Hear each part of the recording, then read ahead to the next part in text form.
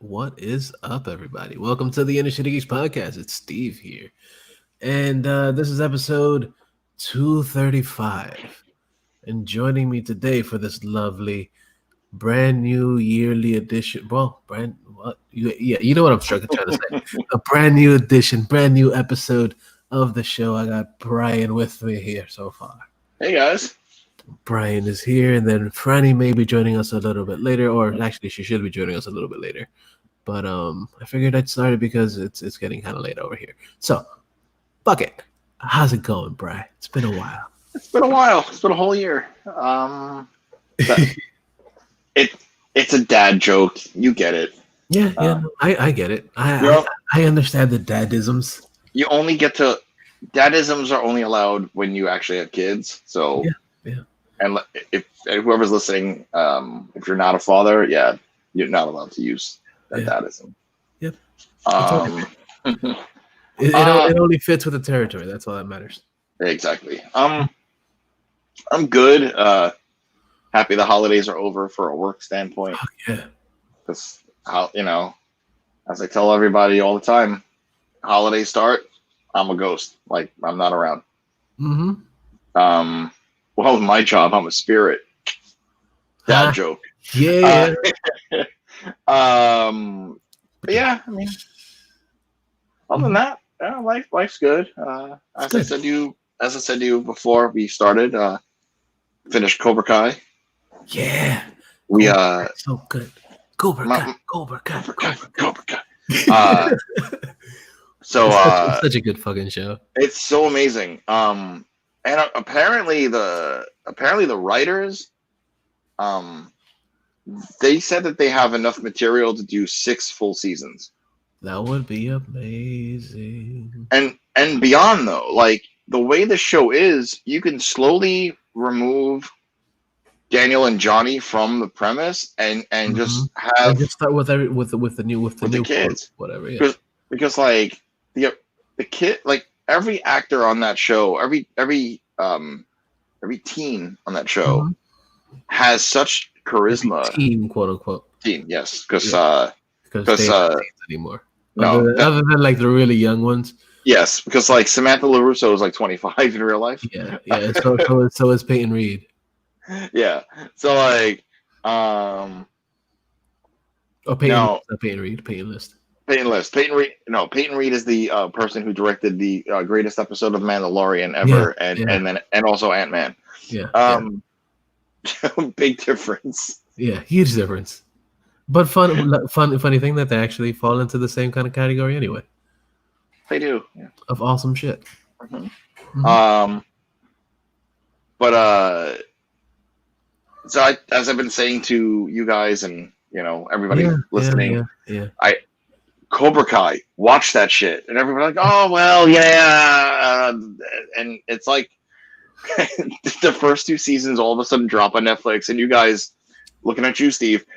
Oh my god, this show's so great! Oh my god, I'm like, been saying this since April of 2019. You did.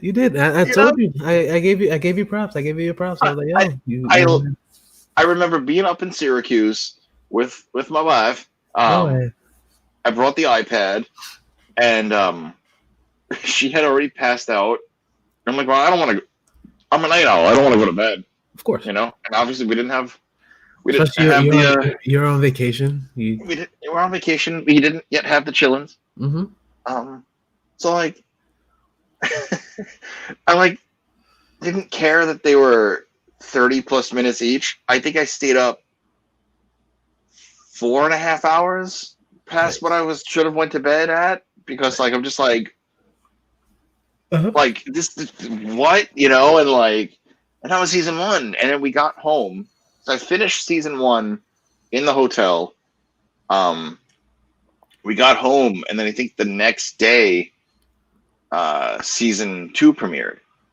If it wasn't the next day, it was like a few days later, but not really a long gap. And then like season 2, I'm like, holy shit. And then like the infamous season 2 ending, and then it was a hell of an ending for season.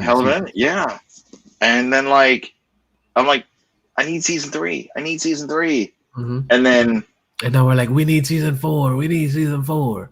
Like, you know the Dave Chappelle meme where he's the crackhead. Mm-hmm. Yeah. Mm-hmm. So it's like, it's simply, y'all got any more of those Cobra Kai episodes? Yeah, basically. So. Have you ever sucked dick for Cobra Kai?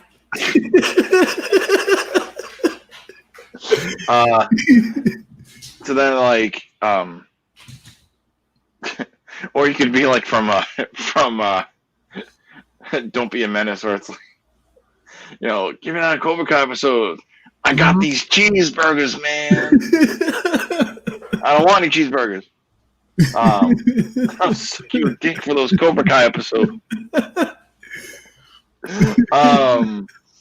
So yeah, I'm pretty sure when Friday gets on, she's gonna want to talk about this too. Yeah, of course. Or so maybe. Wait, I'm sorry. One more. We're gonna go half baked. To tie it back to Dave Chappelle, but this time we're gonna go Bob Saget. Yeah. You ever suck dick for Cobra Kai? That's what I was talking about. Right. Yeah. So, holy shit. It's really good. It's really good. It's fucking amazing. It's the writing. The writers are the guys who did Hot Tub Time Machine. Mm-hmm. So that's why you have all that really up to date '80s nostalgia. Because they're like, well, if we're gonna do a show about the Karate Kid, we're gonna do it where it's them. You got to bring the whole thing back. Yeah, and that's why, like, I love that Johnny's stuck in 1984. I fucking love it. I fucking love it. Yeah. That one line in season 2 where he's like, I couldn't find a trapper keeper anywhere. Mm-hmm. It was so sad, but so fun at the same time. Or he calls hashtags hash browns. Yeah. So good. But yeah, it's such a great. So basically, we're rewatching from the beginning. We're almost at the end of season 1. Nice. Yeah, I watched a couple of movies over the break. I've never fully seen the Da Vinci Code. Okay. Like, I've seen most of it, but like I watched that, and then I watched the Angels and Demons right after. See, I wasn't a big fan of Angels and Demons. Like, it was decent, but like naturally, Da Vinci Code was a lot better. Yeah. And then kind of think, like, I watched I'm watching a bunch of like weird fucking films, especially because I'm trying to like get source material for the podcast I want to do about the bad movies. Like, did you know they made a sequel to Backdraft? Yeah, I think you mentioned it on the best of episode. Yeah, like Backdraft 2, like starring Billy Baldwin and also like Donald Sutherland as the villain from the first movie. Nice. And it was fucking terrible. But yeah, I mean, I've just been dabbling into like bad movies just for the hell of it. Kind of like eye candy shit. Of course, that's the best thing to do. Like a sort of crappy one. It had its moments. Was from 2014. 3 Days to Kill with Kevin Costner. Okay. It was like, I don't think I saw that one. It was stupid, but it was good. Basically, he's a CIA agent that gets infected with a deadly virus and has 3 days to actually like act on a kill by these people who have the cure for this deadly thing. Okay. They have like doses of like a cure to like make him like healthy for a few days. Kind of shitty. There was one with Vince Vaughn and Haley Steinfeld I watched recently. That was kind of like an eye candy film. Okay. So like just like the whatever random shit I find on Netflix when I'm bored and like the kids are asleep or like they're in like the chairs or whatever. Right. Whenever they're pretty much immobile. Yeah, pretty much. But yeah, I mean, aside from that, back to work. I told you I had to spend money on a pair of headphones I didn't want to have to. That's always the Like, best. yeah. Well, I mean, so these are the same headphones as the ones that I would use for the last year, but they also were starting to like be weird. Like I couldn't get phone calls through them. Well, that's not good. Yeah. I mean, remember I was having all that issue with like the charging? Mm-hmm. Yeah. So like, I I had them in my sweatshirt pocket or whatever, and then like I had such a long day last week that like I totally forgot, and then Megan put the wash in there, and then the next day she's like, So "Hey, headphones aren't waterproof. yeah." So now they like when they charge, they have like a red light. I'm like, okay, but Good job. yeah, I know. But I got these on Amazon, and like they literally like they shipped and got to my house like 24 hours later. Fuck yeah, that's the Yeah. benefit of Amazon Prime. Mm-hmm. Yeah. So go InnerCityGeeks.net and you click on that link and you can get some stuff from Amazon Primes. Mm-hmm. Mm-hmm. But yeah, like I mean that's pretty much it. Nice. Yeah. Still like just here. How about you? Good. I've been chilling. I'm actually like I've actually been to the stadium a few times. Since we recorded, they have the Outback Bowl there. Like the steakhouse Outback? Yeah, the steakhouse. They sponsor one of the bowls or whatever, and it was Ole Miss or Mississippi against Indiana, and it was actually a really fun game. It was pretty cool. Actually watching a college team play. Interesting. As compared to the NFL. Yeah. And I was just like, okay, like you can see the difference. You can see that people actually the people actually enjoy the actual game because they aren't getting paid for it. So they're actually doing what they want to do. Yeah. So that was pretty cool. Like like I'm sorry. Like it's sort of the same. I mean, obviously these guys are getting paid for it. And what I'm about to say, like, it's the difference between going to like an MLB game and going to a farm team. Right. Yeah. Exactly. Yeah. Completely like different. When I would go to the Staten Island Yankees or the Syracuse Mets, it's just more enjoyable, Fran, what up, dude? Nothing. Wait, let she's wearing the logo. Cobra Cut. Yeah. But yeah, no, I get it. So continue. Yeah. So I got to go to that Ole Miss game or whatever, and Indiana lost, of course, and yeah, it was fun to see that, and then the next day, pretty much, there was two games back to back. The next day, I went to the Bucks game, of course, because I work at the stadium, and that was a fun game. Yeah. The Bucks actually wound up sailing their playoffs, so they made it to the playoffs then, and then they've been pretty much going pretty good since then. Then they have another, I guess, the conference finals this week, and then some shit of that. And of course, if they do actually wind up getting into the Super Bowl, it'd be the first time in like a bunch of years that a team that hosts the actual Super Bowl will be in the Super Bowl if they actually win and make it all the way. Yeah, but they have a lot of good teams ahead of them. So we'll see. And I've also been watching some things. I watched Freaky, which is actually a really good movie with Vince Vaughn and some girl, whatever, that they do the whole Freaky Friday, mixture thing. Interesting. And he's actually a serial killer, and she's a teenager, and they switch bodies. It's fucking hilarious, yo. It's definitely worth watching.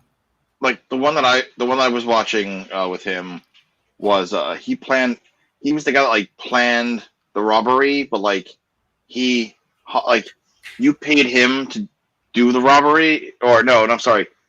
Yeah, you paid him to get the job, but like he has the inner workings of how this job is gonna happen, but it's on you and your team to do it. So he's not involved at all. Okay. Minus knowing how to like get in and out. That's also like he was also in another one called what was it, Oklahoma or something, or Arkansas or some shit like that. Okay. That he was pretty much the same thing. He was like the ringleader of like a huge fucking like drug deals type thing. It's like this was at the one I'm talking about was directed by Peter Billingsley actually, and of course John Favreau's in it for like all the 5 minutes. Of course. Yeah, the one that I'm talking about is actually directed by the dude from Hot Tub Time Machine. Ooh, I love the first one. Yeah, I love the first one. Yeah, That's great. The nerdy kid from the Hot Tub Time Machine. He's in that. Oh, that the one that was in like the later seasons of The Office too. Yeah. Yeah. And Kick-Ass and yeah. Yeah, exactly. Kick-Ass 2 because he wasn't in the first one. You know, I never saw Kick-Ass 2. Actually, no, he was in the first one. He wasn't the first one. Yeah. He just had a bigger role in 2. Right. Yeah. But yeah, I saw that.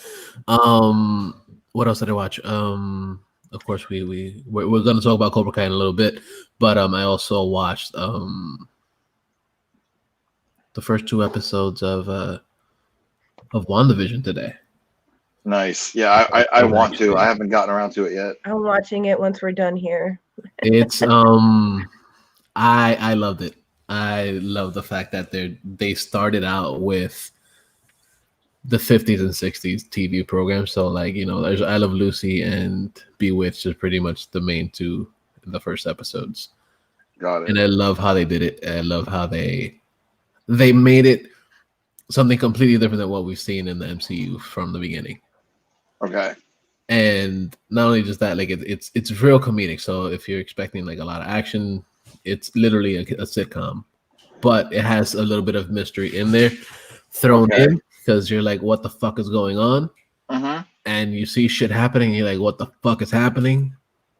And it's kind of like one of those shows that it's gonna build to, you know, a bigger thing, obviously. But I don't know if this is a spoiler, but it's a question. It's her fractured psyche, right? After Vision was killed. Well, yeah, technically, right? It's her dealing with his loss, with her powers. Yeah, in a sense, right? Yeah, because her grieving process. From what we see so far, we don't know if it's her psyche or what it is, or if somebody's like doing things to her, experimenting on her at the same time. Okay.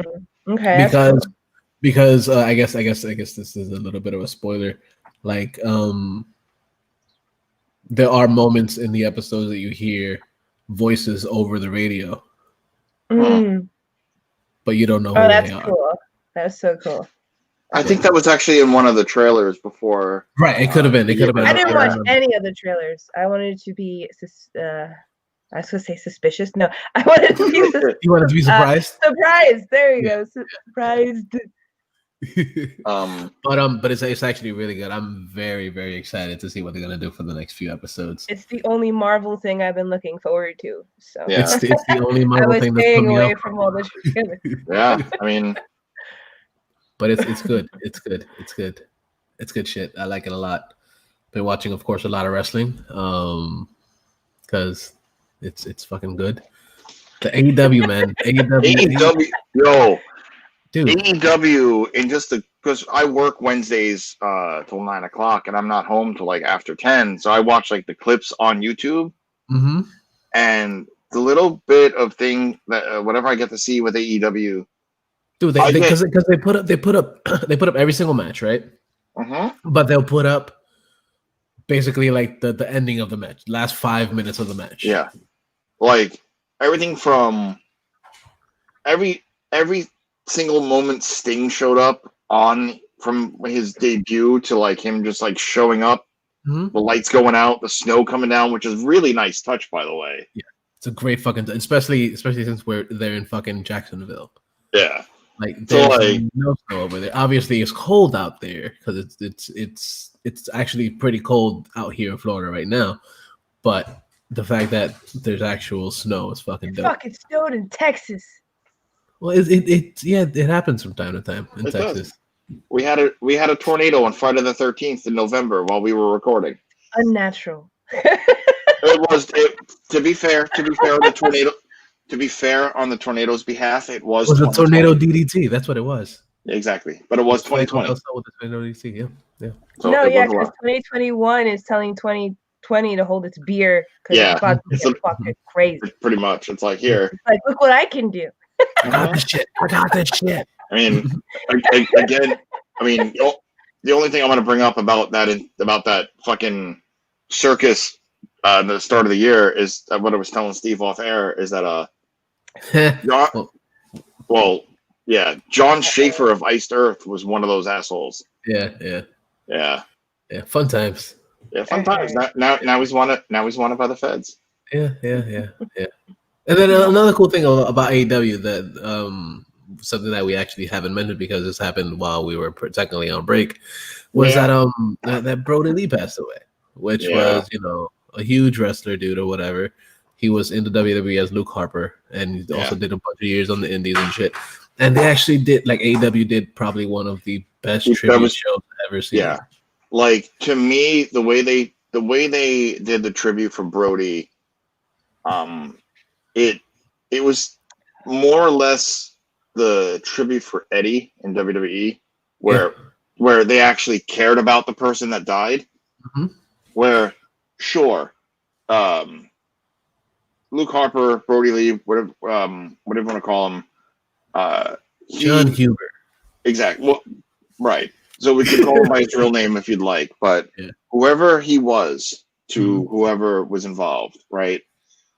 To just throw a screen up on, and then that's it. You you give the 10 bell fucking salute to anybody else who has died in that company, whether they work for the E or not. Mm-hmm. But for Brody, like, you didn't give him the tribute. Why? Because he was visibly unhappy working for Vince McMahon and went to AEW, where the Exalted One. I mean, it's a fucking shame that he got sick and that he died because he was going places with that company. Mm-hmm. And just like going back and rewatching promos, he had such charisma. Yeah. Just watching his promos, not just that, but also watching like the stuff that he did on the BTE stuff, which is actually really fucking good. The Being the Elite, which is another YouTube channel from the Young Bucks. I'm subscribed to them. So yeah, dude, his shit is fucking hilarious. Like he played like a souped up version of fucking Vince McMahon. Kinda, That's what he was doing. He was being a complete dick to everybody. Yeah, like when he was like throwing the papers at Reynolds and fucking and Johnny Hungy. Yeah. But like, man, they put on such a heartfelt show. I mean, the 2 or 3 times that I've seen the clips, like I've teared up. I mean, dude, it was a sad day. And just seeing one of my favorite things about AEW is the fun they have and knowing that certain wrestlers do not break character for anyone. They don't break kayfabe at all. MJF. Like they're pulling off the mask and -1 hitting him with the kendo stick. Did you see MJF's Twitter? Yeah. Fuck that kid. It was great.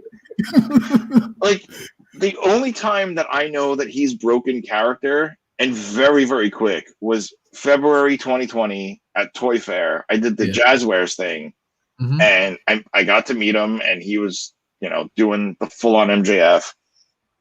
And then was the next day he was walking back to the to the booth, and we're over at so Jazzwares had like 2 separate booths. There was the toy area and then the meet and greet side. All right. So like he looks at me, I look back, I walk closer, and he walks up to me, and then we kind of do the like, you know, the like what? And he stared at me. He literally, like, after having a straight face, went, and then that was it, and went right into the booth. Brian, did you flinch? Are you a flincher? Did you flinch? I need to know. Quiet. You flinched. No. What I was saying to Steve is that, like, MJF broke character literally one time where he, we did like a bunch of like the what, because he like we had met the day before at Toy Fair, and then he literally went up to me and went, and that was it. And that's the wink was the only time I've ever seen him break, and that's that's some good promo work. That's really good promo right there. Like, I mean, you ever see the clip that floated around with him where he was on the Rosie O'Donnell show as a kid? No, I've never seen that. Oh my god! So this got I'll send you it when I find it. It got thrown around the interwebs a couple of months ago. Oh, that's awesome. He was like 8 or 9. Because, you know, he's young. He's 25, I think. Yeah, he's 25 right now. Yeah. So like, he's like 8 or 9, and he's on the Rosie O'Donnell show. And even as an 8-year-old, he had that ability to just like be a heel. The ability to be a complete asshole. Yeah, like when I grow up, I'm gonna be like the best wrestler in the world, like one of those, you know. And I'll find you the clip. It was really funny. But yeah, I mean, to go from that to like 17 years later, and you just like you're telling Brody Lee Jr. Or about Brody Lee Jr. on Twitter, fuck that kid. Mm-hmm. Meanwhile, it's like backstage, you know. But like, oh man. And then for Cody Rhodes, though, too. I mean, I guess it counted because with Cody being Oh, you found it. Nice. I found it. I gotta find it quick.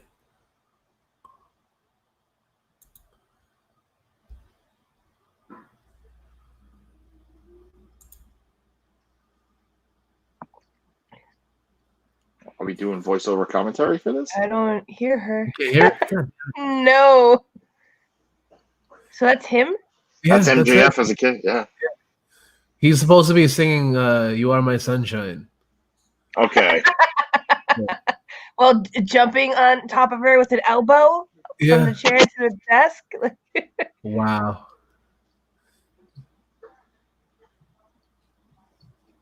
So he's just been watching the show for 2 years. She's interviewing him or whatever. It's fucking adorable. Okay. Yeah, you guys can't hear it, so I'm just gonna turn it off. But yeah. But so yeah, that was MJF as a kid on Rosie O'Donnell. And Rosie O'Donnell when she was young. Yeah. When she wasn't a crazy lady. Crazy. Yeah, she was like semi-normal, very passive. I don't know what happened. The water. Mm-hmm. So so like, AEW shit. AEW when Tony Khan had given the title belt to -1, and he's like, you know, say about the greatest, you know, TNT champion ever, and he looks at Cody, no offense, and Cody's like, you know, and it's like all that, and then being the elite that they touched down in some of that behind the scenes, and they're doing like the backstage commentary. His promo with Marco Stunt was one of the best things I've ever seen. Oh, I didn't see that. Oh, I gotta find that now too. When he's he's basically like he's cutting a promo with Marco Stunt, and he's just like, when I get older, I'm gonna be so much taller. Because Marco Stunt is a tiny dude. Yeah. I gotta find that. Oh, that's great. It's really good. Like I love the way they portrayed him with them. And that kid is set for life. Like, I mean, losing a father sucks. You know, I've lost 2. Man, like at least losing, like I was in my 30s. You know, like this kid is 8, and it just sucks. But the fact that this company is looking after Brody Jr. and his wife, like, you know, it's a beautiful thing. Like, It's a fantastic thing. I love that way they did that. Yeah, like, I don't think, I highly doubt, as good-hearted as the World Wrestling Entertainment is, you know. Stunt and -1. The locker room is abuzz. But Marco Stunt has agreed to come out here tonight and address not just the locker room, but see, Marco Stunt is one of the smallest dudes in WWE, in AEW. AEW. And -1. He's like 5'4". Mm-hmm. Join the Dark Order. I guess we're not going to hear from Marco Stunt, as -1 is making his way to the ring with mic in hand. Things are percolating here. Marco, every time I see you, you win with someone with you. Like Luchasaurus or Jungle Boy. In a tag team match, you always win because you got a bigger person than you. Holy shit. I'm older and I fight you. I'm gonna be so much taller. Marco Stunt. Physicality here. Oh shit. Security to keep these two men separated for the safety of each other, because if this could very easily turn into a seriously physical situation. Oh, -1 breaking away from Cody Rhodes. Marco, and no, things are just breaking down here inside All Elite Wrestling. Tony Khan himself having to restrain Marco Stunt, QT Marshall pleading with him, and -1 trying to hop over Cody. Oh, shots to Cody, shots to Bryce, and a kick to Matt Jackson. -1. Oh no, he's broken away. Oh, shot to QT Marshall, he dropped him, and -1 headed up to the stairs. He's trying to cut Marco Stunt off at the pass. Ladies and gentlemen, we have lost absolute control of this situation. We are going to need... That was great. That was one of the best promos I've ever seen. Like, I'm fucking tearing from how great that was. Like, that was really funny. Like, yeah. When I'm taller than you. Like, so good. Yeah. The fact that he simply said, that's kind of why I'm rocking the Exalted one, you know. You know what night it is. Yeah, exactly. But yeah, it's super cool the way they did the thing, and the tribute was awesome. The fact that they did the whole night just basically to the Dark Order, that basically, you know, anything for them. They actually, like, they did their thing, and they were all like fantastic matches too. Like, and it was all matches that he picked out, right? Yeah. Yeah. He only picked out the main event, which was Cody and Orange Cassidy tagging against I think it was Team Taz. But no, it was Cody and I think it was a 3-man tag or whatever. And Preston Vance, which is number 10. And it was a good match too. It was a really good match, and like it was really fun. It was really cool. I love the way that they did things and the way they've been doing things there at AEW in general. So I'm excited to see what they're gonna wind up doing in the long run. What else have I been doing?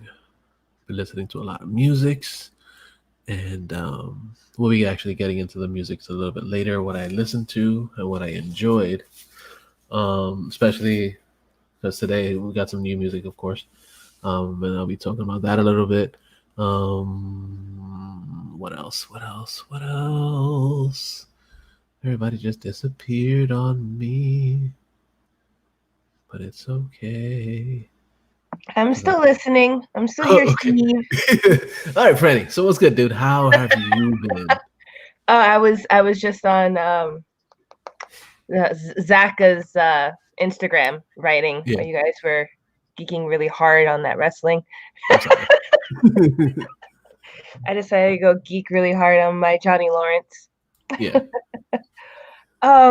What have I been up to? That is a good question. I have no idea. Everything is kind of a blur. I've been watching Cobra Kai.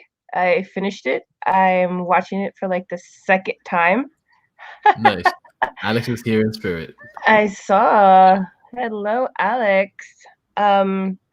After I finished it the first time, I went back and watched The Karate Kid and like nice creamed in my pants again because the content like I have never finished a show that was prior to a movie that when you finished the show and went back to the movie, everything just gelled even tighter from the show that I just finished.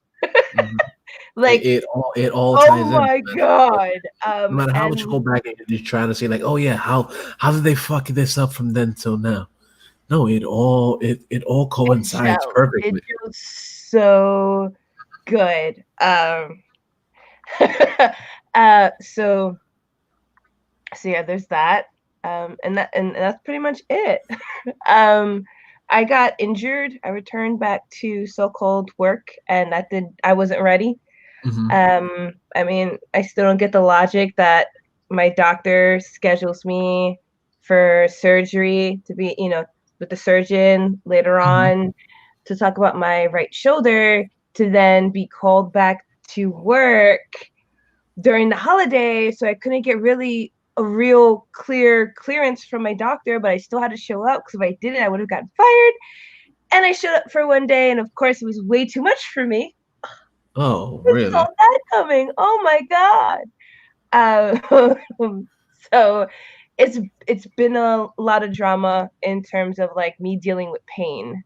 I haven't been able to do anything really for after the new year because that was my first day back.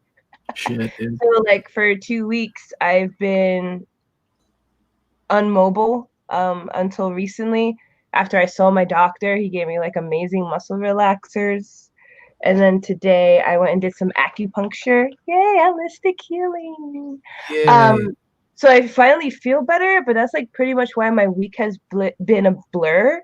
And I've been like obsessing with Cobra Kai and the Karate Kid because it just brings me to that like happy, safe place. And it's really funny because when I'm injured my left shoulder, it was Rocky. I was absolutely obsessed with Rocky. Rocky got me through my rehabilitation and everything. And this time around, my right shoulder is Johnny Lawrence. So I'm like, oh my god. It's the 80s. It's the 80s. It is an 80s thing. So yeah. So that's pretty much what I've been up to. Today is finally a really good day. Nice. So I'm hoping I can actually finish my Santa Jaws video, which is halfway filmed and like halfway edited, but I wanted to do some reshoots, and then this bullshit happened. And it's just like, yeah, life just keeps coming over and kicking my ass. Wait, I'm sorry. What is Santa Jaws? Santa Jaws is the most amazing Jaws interpretation of a horror movie. It literally is like Home Alone meets Jaws' Revenge. It is amazing.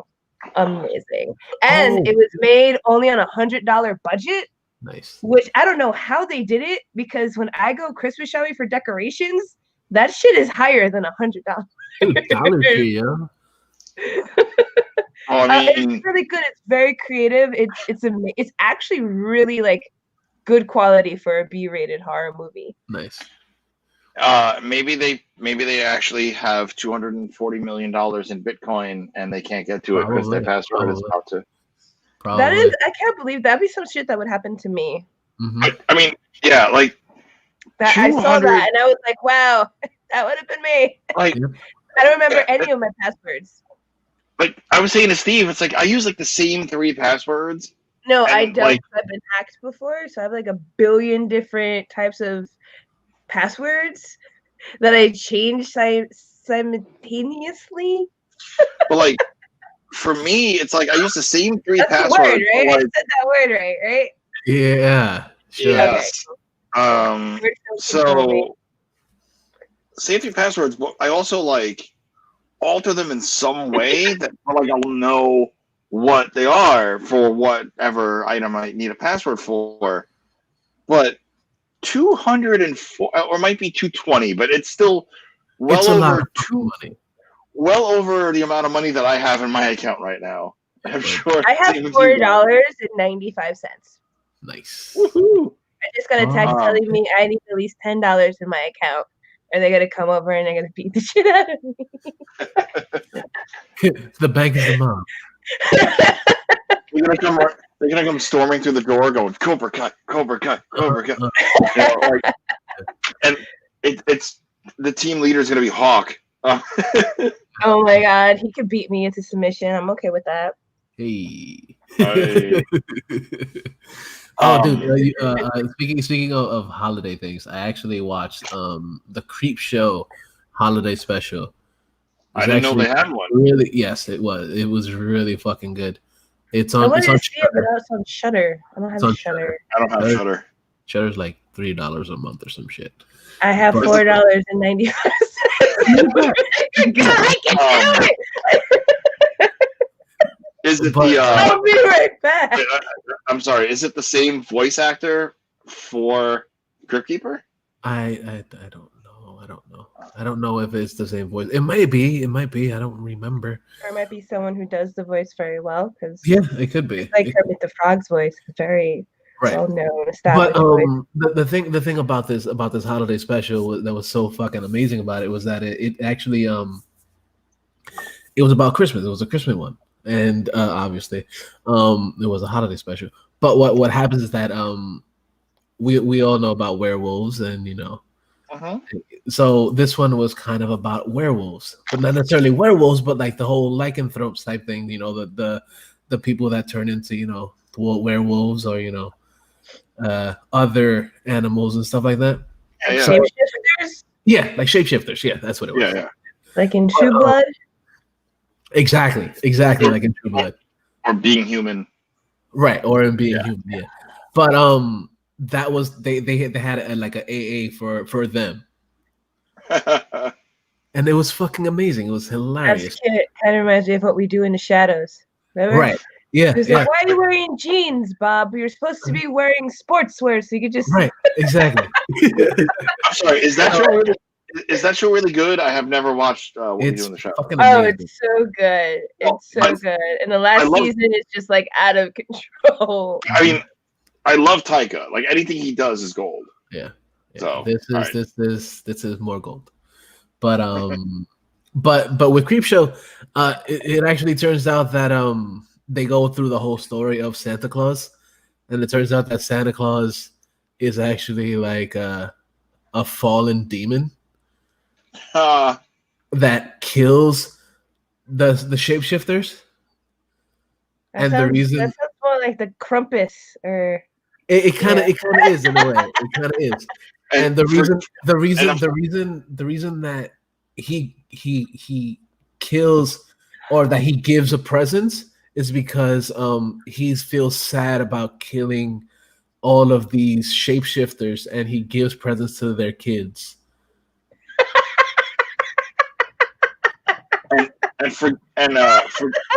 wow. Forgive me when I was talking about voiceover actors. That's You said- creative as You said fuck Creep right Show. there. I was thinking Tales from the Crypt. That's what I Okay. was. Okay. Yeah, so that's why I said, well, all right. Oh, but Creep Show had his voice too. There's like It's a in the different- movies there was like a cartoon in the beginning and at the end. Yeah, That but was it's a different person. That was Tales from the Crypt. No, Creep That's Show what- too. Yeah, but it's Uh, a different person though. Okay.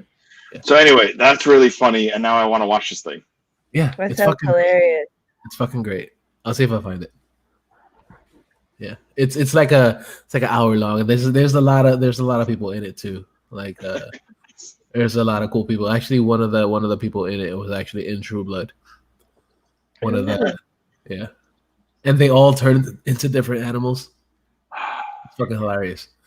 It's really funny. And then one of them actually she doesn't turn into an animal. She actually like she's a furry. So she's like, I just dress up as an animal. I think like, you should definitely kill her. I need to find this and watch this. Yeah, it's fucking great. It's fucking great. My second rotation on Cobra Kai, I was watching it with my mom because she caught me watching it towards the third season. So she came in and started watching it from the Halloween episode in season 1. Mm-hmm. And we watched it all the way to the end of season 1, and she loved it. And she turns to me, she goes, "Oh my god, it's like a karate novela." Yeah, it really is. It really is. She's not wrong. No, she's not. And then there's the scene where she hasn't seen it yet. I think it's in season 2 when she's going. Yeah, it's in season 2 where Sam is going to the beach for the party, and she tells Robbie, "Oh, it sounds like soap opera. I'm sorry." So I told my mom, I was like, they addressed the fact that it does kind of unfold like a novela.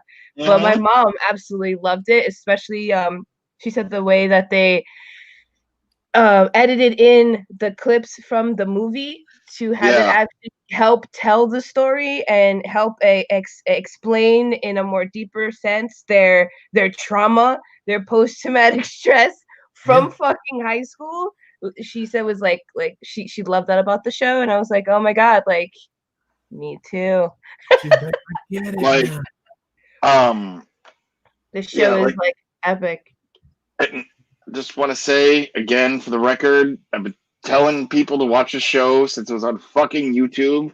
I did not trust YouTube. I did not share my love for the Karate Kid. I don't trust YouTube. So I was nervous, and when it finally went to Netflix, I was obsessed with Jack Bauer. But you guys were right. It is a phenomenal. I'm not going to spoil. Show. I'm not going to spoil season 3's ending, but oh my god, and that was like that was the most fucked up ending. That I'm like, oh, I need fucking more of this show. Like I was upset at the fact that it ended. Oh, there. I didn't even know it was done. Like I was just like watching it, and I was like, all right, what's good? No, right? No, it was like watching the end of the fucking The Sopranos. You're like, wait, what? That's it? Yeah. Sad. And that's immediately I rented Karate Kid. So like, just that. Oh man, just everything about that show is just great. But and this isn't a spoiler for anything, but like one of my favorite things about that show is whenever Hawk like does his like jump kick, it's like they play the little sound. It's I have to say, out of like all the seasons, season 1 for me is my favorite season. The other 2 are amazing, but like 1, I could watch all of the episodes over and over and over again, and I think it's my childhood obsession. I was saying, like, you know, if you can't handle what's coming out of my mouth, how are you gonna handle a fist to the teeth? Yeah, like, you know, like his logic, you know, it's very me, and I'm like, oh my god, I have the logic of a 50-year-old man. Well, I like, was saying to Steve before, and I'm sure I told you in the past, it's like, with that show, quiet. I watched the first season in the hotel up in Syracuse. Like I watched COVID probably about 4.5 hours worth of that. Like my wife went to bed and I had the iPad and I'm like, all right, I don't want to watch the hotel TV. So I put on, let me try this Cobra Kai thing. Cause it had already been out like a year, I think at that point. And like, Yeah, because it debuted in 2018, and like I'm flipping through, put it on, and I'm like, huh. And then the next episode, because the way they end it, and like it's one gigantic movie. Mm-hmm. And so like even season 1, when Johnny's car gets torched by Louis and the bikers, and then like it ends when he takes the bike, and then the next episode is him showing up at Danny's house. Mm-hmm. So I just kept going like, whoa, like what? And then like episode after episode, and finally I was like, I should get some sleep. And then I finished the season the next day, and then like it was like 2 days or a week later, season 2 dropped, and then I was like, oh my god! And I've been waiting since 2019 to see the fate of Miguel. Yeah. Yeah, which was pretty bad. That was pretty badass. Yeah. And where are the cops during all this? You Yeah, know, like it's like, snitches get stitches, my man. like You stay the fuck out of it. Yeah. Okay? And at the mall, the security guard was on his lunch break with his headphones on, looking at his iPhone. Mm-hmm. Mm-hmm.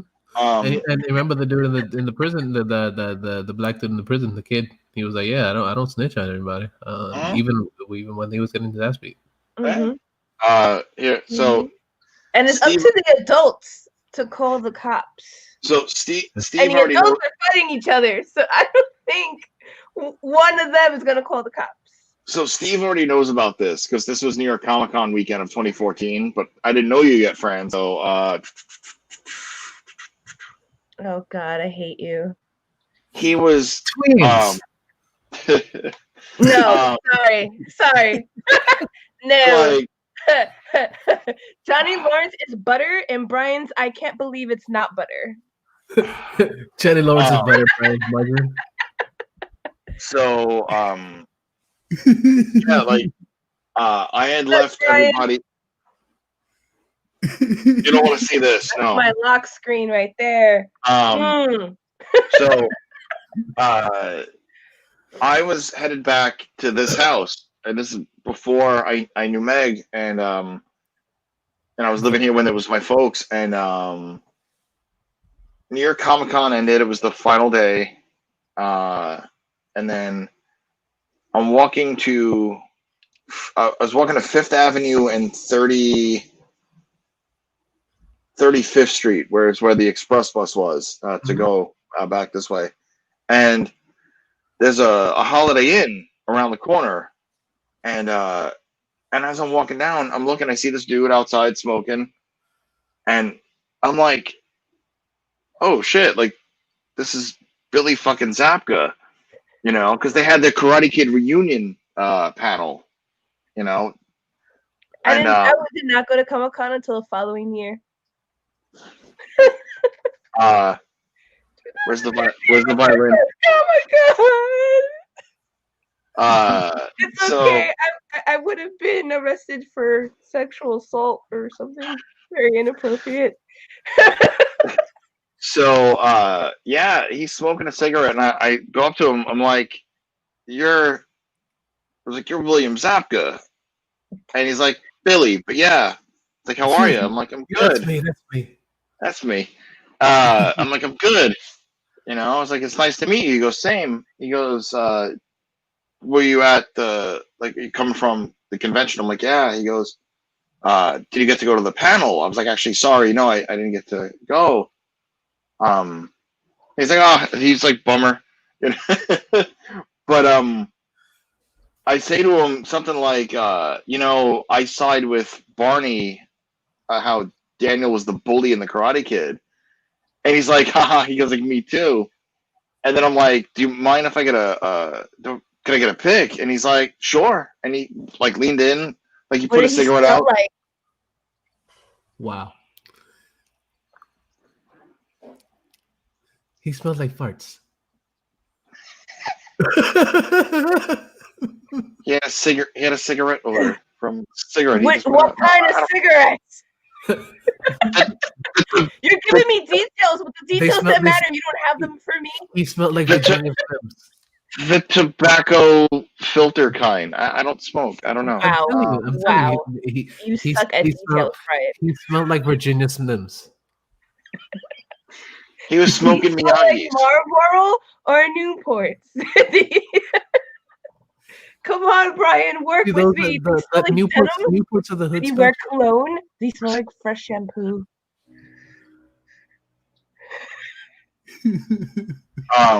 Well, yeah, I've had a like, crush so I on got him that. since I was 7. Damn it. Steve, that was actually the night after we left Kalik alone with that like stalker kid Oh yeah, I remember because that. we met Jason Mewes the night before. Mm-hmm. Yeah. Oh, the I memories. didn't know I was Fucking hate Kalik. you. I didn't know I was gonna be like a really good friend with him. You know, we hit it off. We were cool. I don't think we all did. Like we were just like, He was oh, he was like this random. he was with it. Like we all worked together. We all worked at the Yeah. same site. And then we all went together, and then we were like, oh yeah, we're gonna go this way. And he's like, oh, but I'm going this way. I'm like, okay. And the other dude was like, oh yeah, we're gonna go with you too. I'm Yeah. like, really? Like why? And then it turns out that he pretty much followed him all the way home. Almost. But then like creepy. But again, Wow. I knew Kalik was a good kid. I knew he was a good kid when you introduced me. We seemed to nerd out and hit it off. Yeah, we definitely did. But I didn't know that he was going to be like as close a friend as you are. You know? Like, I mean, no, but back to Billy. But like, Steve, you really don't remember what brand of cigarettes he smokes? No, I don't. But tweet to him. I just wrote him on Instagram, so. Nice. Just like you being pretty much you're like an uncle to my kids. It's like even though you haven't met them yet, but so Kalik got one up on you, but my kids are not at your house. What are you turning around for? There was a cat. The cat's making noise. Yeah. Oh, shut but up, yeah, stupid. you know what I mean? It's like we just didn't know. Can you send me a copy of that picture? No. Please?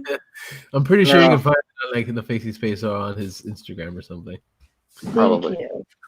Wait, not Billy's Instagram. He's not on there. Brian and Billy are not on there.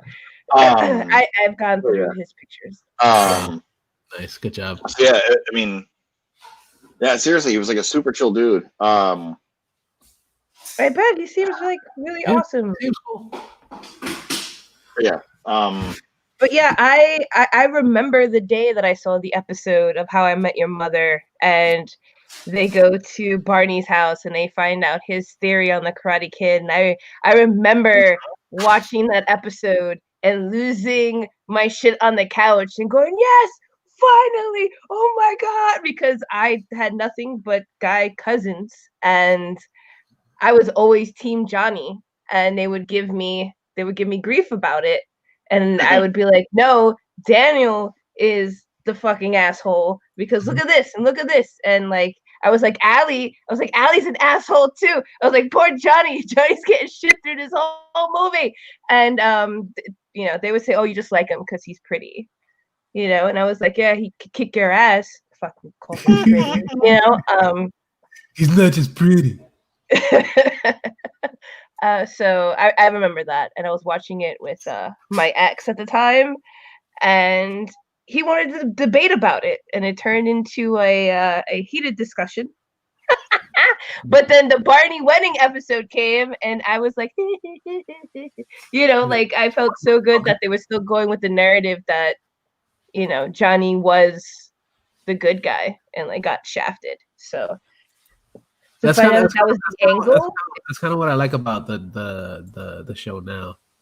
Is that like if you guys would have told me that was the whole angle of the show, I would have watched it a lot sooner. But you guys just kept saying, "Watch Cobra Kai, it's really good." And I'm like, why give up the spoilers, dude? That isn't a spoiler. If you told me, "Oh, it's about Johnny Lawrence," I would have been like, That's a spoiler. That's a legit spoiler right there, dude. Okay, well, Come it was great, and I can finally say you guys were actually right. So, yay! We can be right sometimes. It's okay. Yeah, so I guess that leads us to the mid song. Time for mid song before we go into some geek shit, because we got more geek shit, of course, because it's a new year, new time, new stuff. And speaking of new stuff, this week we got new musics, of course, and the first song that I will be playing is actually from a dude that we kind of like went off for a while on AEW, but it's from a dude that actually does all the music from AEW at the moment.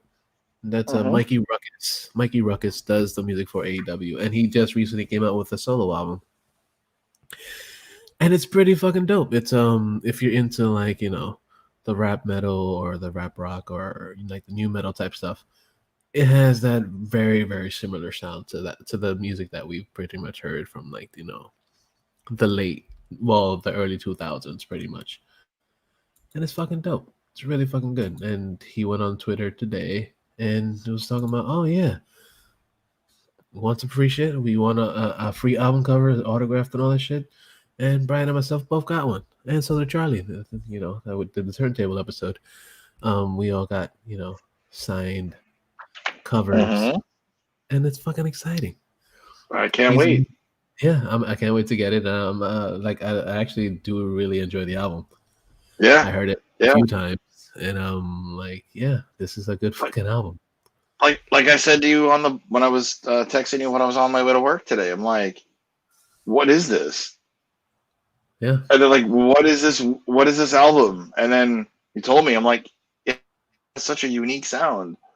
Yeah. And then, like I told you before, I got to play it like 1.5 times because like I got to work mid song of like midway through the album, and I'm like, holy shit! Like this is something.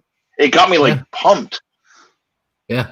If you're a fan of like like Static X or like Power Man 5000 or like early Korn stuff, you'll find that you will enjoy the fuck out of this album. Yeah, it's really fucking good. It was it's solid. Yeah. So big huge shout out to Mikey Ruckus, and congrats on dropping the first album, or his first big time album, because I know he's done other stuff before on top of the AEW stuff. And check out like all of his fucking intros and shit on the AEW Spotify's and all that shit. Got a lot of good shit in there. So yeah, I guess here is the song of the mid song, and it's gonna be off the new album, Bring the Ruckus. And it's Headed to Nowhere. It's a great title. That's a great title for the album too. Yeah. Bring the Ruckus is probably like one of the best fucking. Yeah. It also reminds me of fucking the Wu-Tang song, Bring the Motherfucking Ruckus. Mm-hmm. The first on the 36 Chambers. Yeah. But yeah, here's Headed to Nowhere by Mikey Ruckus. Enjoy it, and we'll be right back.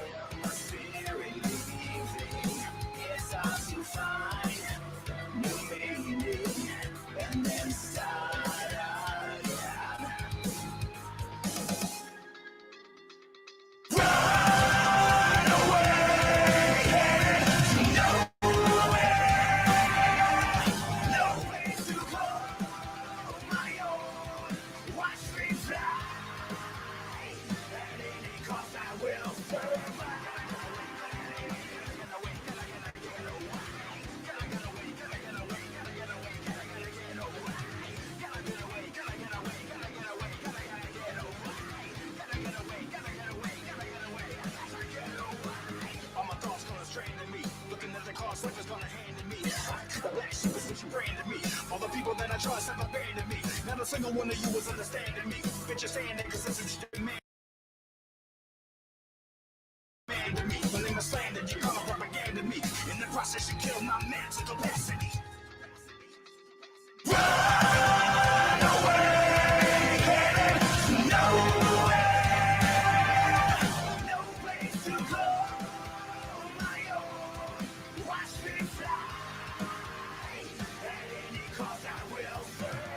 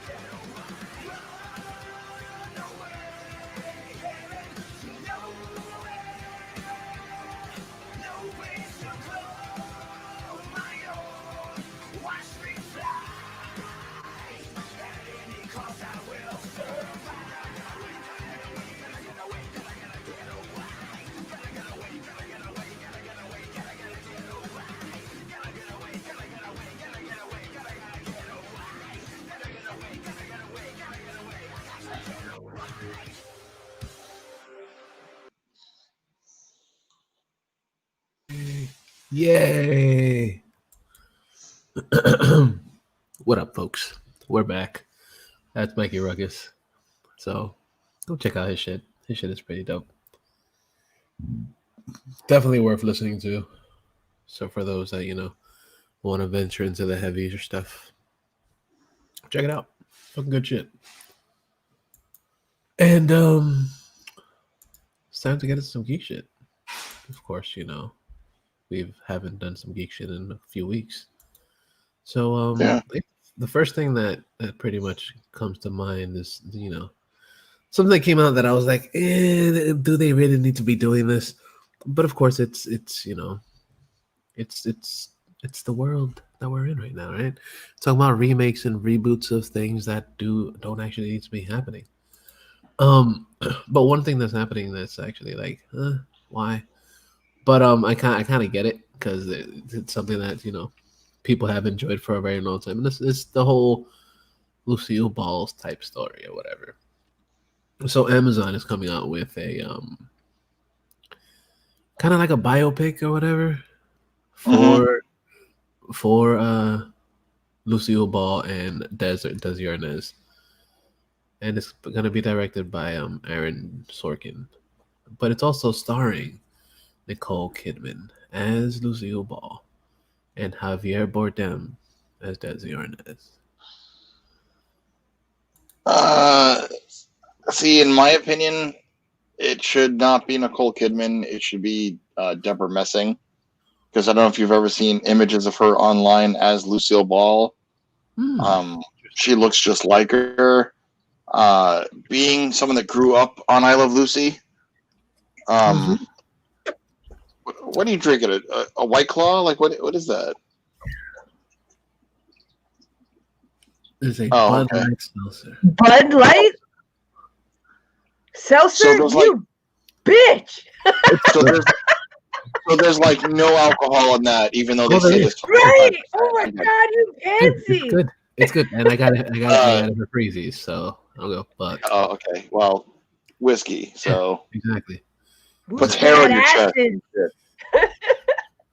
It puts hair on my beard. It's puts hair on your beard. That's hilarious. Makes my nips hard. Makes it less patchy. It's all good. Yeah, pretty much. Pretty much. Less patchy, so therefore, like the grays will show up and where the patch marks are. Thank you. Yeah, exactly. No, but if you look He's still at going through puberty. if you look at imagery online of Deborah Messing as Lucille Ball, it's But yeah, perfect. I agree with Brian. I think as much I love Nicole Kidman. I'm a huge fangirl for her, especially after Moulin Rouge. I totally fell for her pretty hard. I feel like if anything, they don't utilize her in stuff that like really could bring out her talent, in my opinion. But I really don't see her as Lucy either. And I grew up on the reruns of Lucy, and I just don't see it. I really don't. If they went to go do and then, like a Lucy had like Nicole Kidman, she's very like, and Lucille Ball had like a really nice full face. Yep. Yeah. So seriously, why the girl from Will and Grace would be so better. why is she not Lucille Ball? Like, I mean, Vitamina Vegemin right here. And it's like, Hollywood, man. Hollywood still isn't getting the memo that you actually have to give fucks about the characters that you're actually putting on the screen. They're still not getting it. I mean, and not for nothing, in that image that Steve zoomed out of there, Dylan McDermott looks like Desi Arnaz in select profile photos. I know people are hating the fact that like they're looking at Javier Bardem to play Desi Arnaz, but at this because they were like, oh, we should they want a Cuban actor, and I get the whole thing, but look at Javier Bardem, he looks like Desi Arnaz. Right, but I feel like if they're going for looks, then they really shouldn't be going with Nicole Kidman then. You know what I mean? So she doesn't look like her at all. Like, even if she gained 15 pounds, she still would not look like her. The memorial statue from a year ago or 2 years ago for Lucille Ball, the one that looked nothing like Lucille Ball, looks more like Lucille Ball than Nicole Kidman. Okay? So, and I think after them doing Judy Garland and like really nailing it the way that they did, this again, Hollywood has no excuse for giving me bullshit blockbusters. They really don't. They're literally just telling me we're lazy, but you're gonna watch it anyway. Like, So like again, this kind of like frustrated me and disappointed me at the same time. Like, honestly, this Dundee looks more like Lucille Ball than Nicole Kidman. and yes, this is a Dundee. I got it for Megan for Christmas. Nice. So yeah, it's just I feel like it's very like half-assed. Why are you gonna go out of the way to make sure that the person that is playing Lucille Ball's husband looks just like him, but Lucy doesn't look like Lucy? Right. Like, but you like what? Like, there's also like the Hollywood magic. Like, there's gonna be a lot of makeup. But here's the thing: you don't need the Hollywood magic if you actually gave a fuck about your casting. It would be nice. I don't know. I'm gonna become more of a cynic with Hollywood. The better and better all these sideshows are, because we have the Mandalorian, we had Schitt's Creek, we had Cobra Kai. And they're bringing it like fucking bosses. Why? Great storytelling, great story, and fucks given for the character arc for every single character that they create, and consistency. Yeah. And it's just like what's going on here? Especially Lucille Ball. She's like an American icon. Basically, what Franny's saying, she's gonna march into the studio going Cobra Kai, Cobra Kai, Cobra Kai, and shit's gonna get better.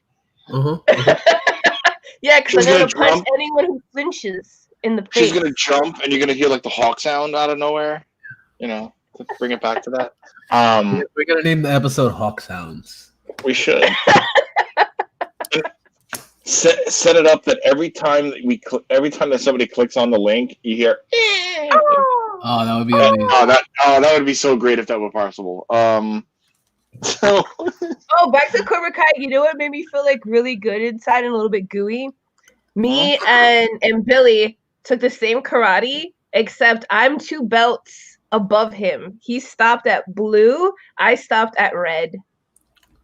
Excuse me. I never finished, but I was a child and my parents stopped paying for my that's that's what she said. Yeah, literally. That's Literally. terrible. If I don't finish, it's gonna be like holes in the wall for my fists. Huh. And I have to finish first. That's the right thing to do, but you know, No, but I got like really like it doesn't always excited happen about that way. Yeah. I didn't know that they actually took like real karate, and he actually continued it for years after the movie. Yeah. So I geeked out really hard when I found that out, that I'm literally 2 belts higher than Billy. Because you fancy. I'm fancy, bitch. Yeah. I'll spar with him. Oh boy. Yeah. So in other things that we got some news.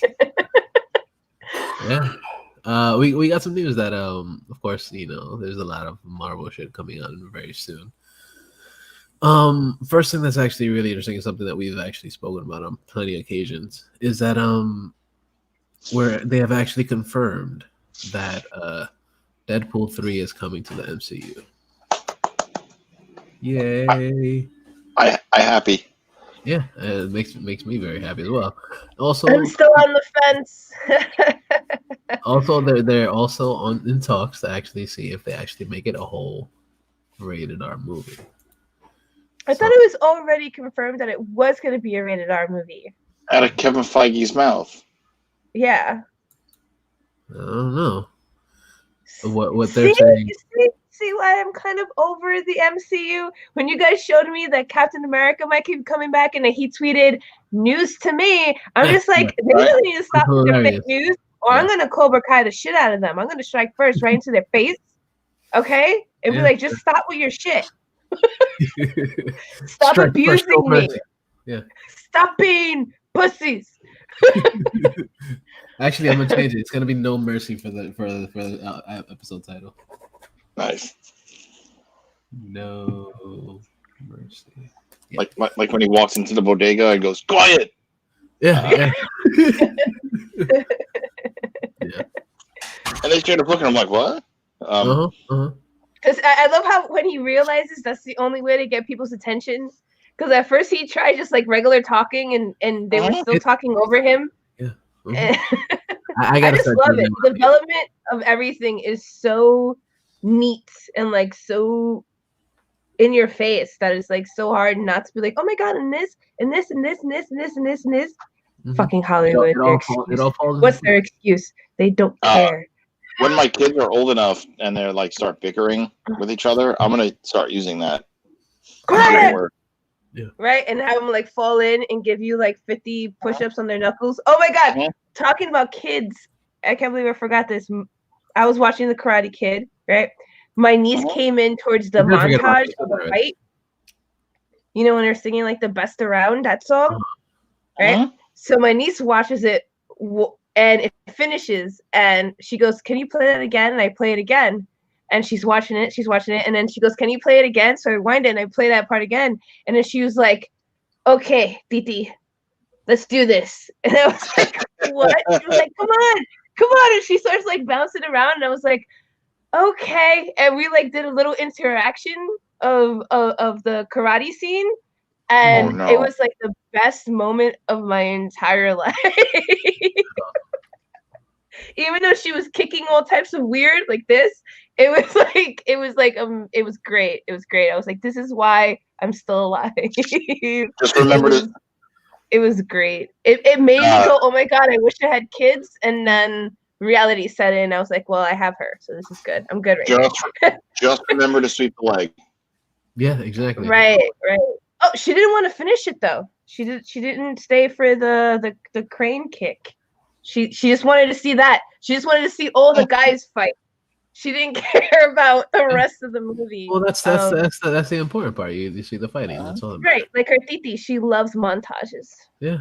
But I have to say, I'm not a parent, but I feel like I had a parent moment that was just like the most amazing thing in all the world. So it made me think of you two clowns. Yeah. I was like, a parenting point. Karate. Violence. So yeah. I felt like so they are still trying to actually settle down on the rated R part. That still hasn't been a full thing as of until pretty much recently. They've been talking about the fact that they're actually trying to actually really push through for the R rated. If they don't get it, I'm not watching it. I'm gonna wait till it drops on a streaming service for free. Like, no.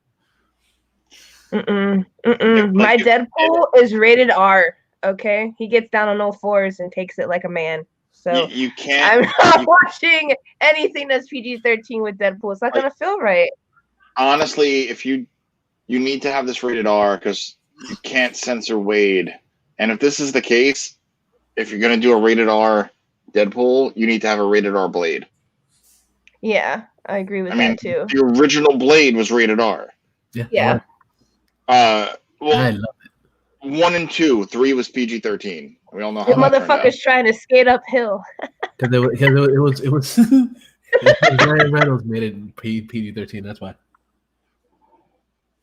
I love that movie because of Ryan Reynolds. That's the only thing I love about that movie, man. To see him topless, chained down, getting kicked in the face. Well, the thing with Blade 3, Hannibal King was essentially Deadpool. Yeah. Yeah. Like he was basically Wade Wilson with a different name, and I mean the whole behind the scenes with that was just weird too. Wesley Snipes was like super high the entire time of filming. Didn't want to be called Wesley; he wanted to be called Blade. Yeah, I heard. And it was like his body double for 90% of the film. With that chick, and she was like, "No." Yeah, there's a lot going behind the scenes with that movie. That's my guilty pleasure, though. That's my guilty pleasure movie for sure. Talking about Blade 3 should just be a bonus episode because there's a lot going on with that film.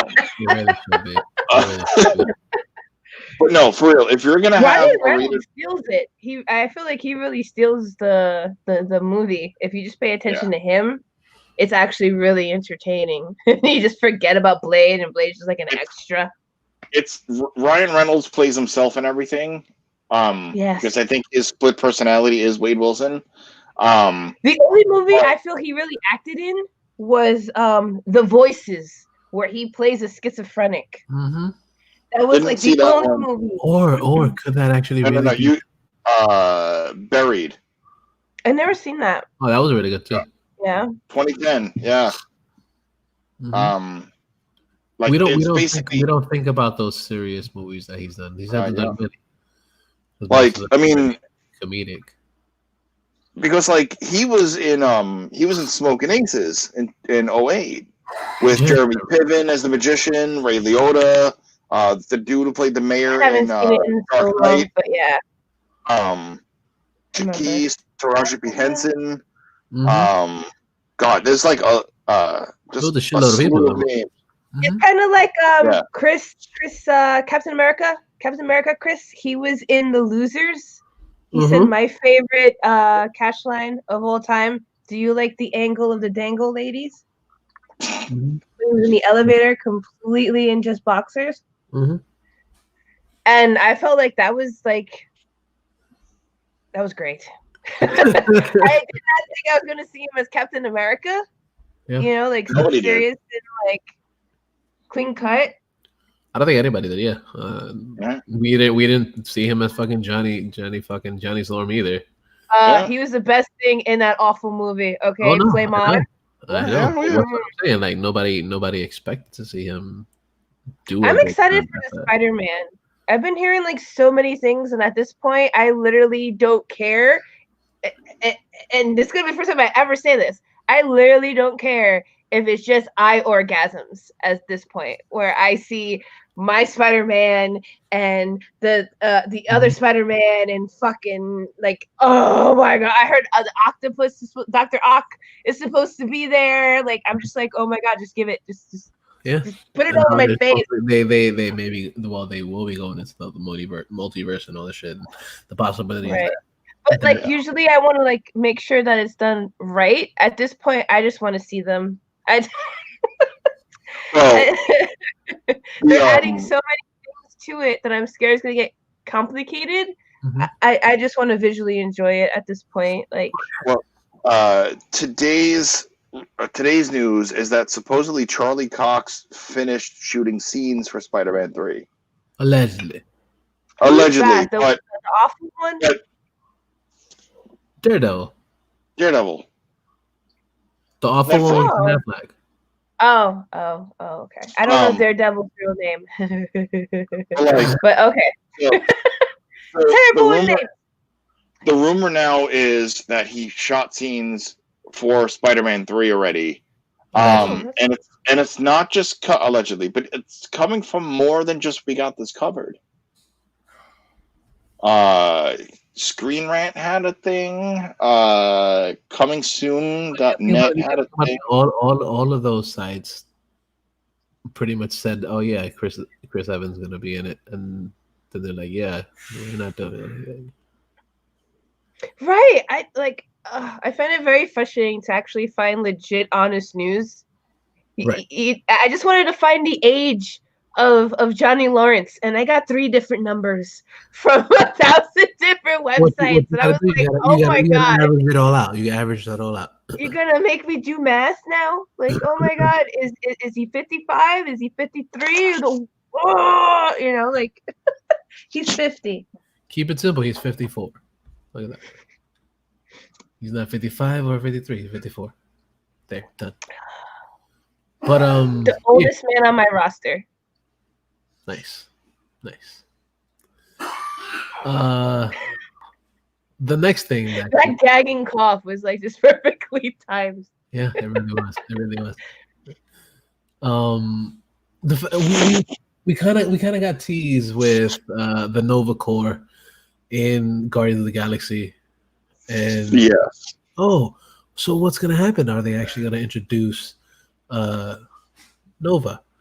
And Kevin Feige again teased that may be happening in Phase 4. He's such a whore. He does it on purpose. He knows he can do this. Waiting.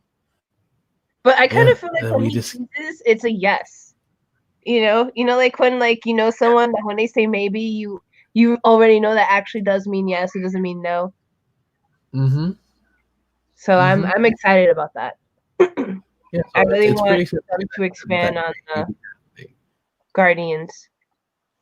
Yeah, that would be fucking cool.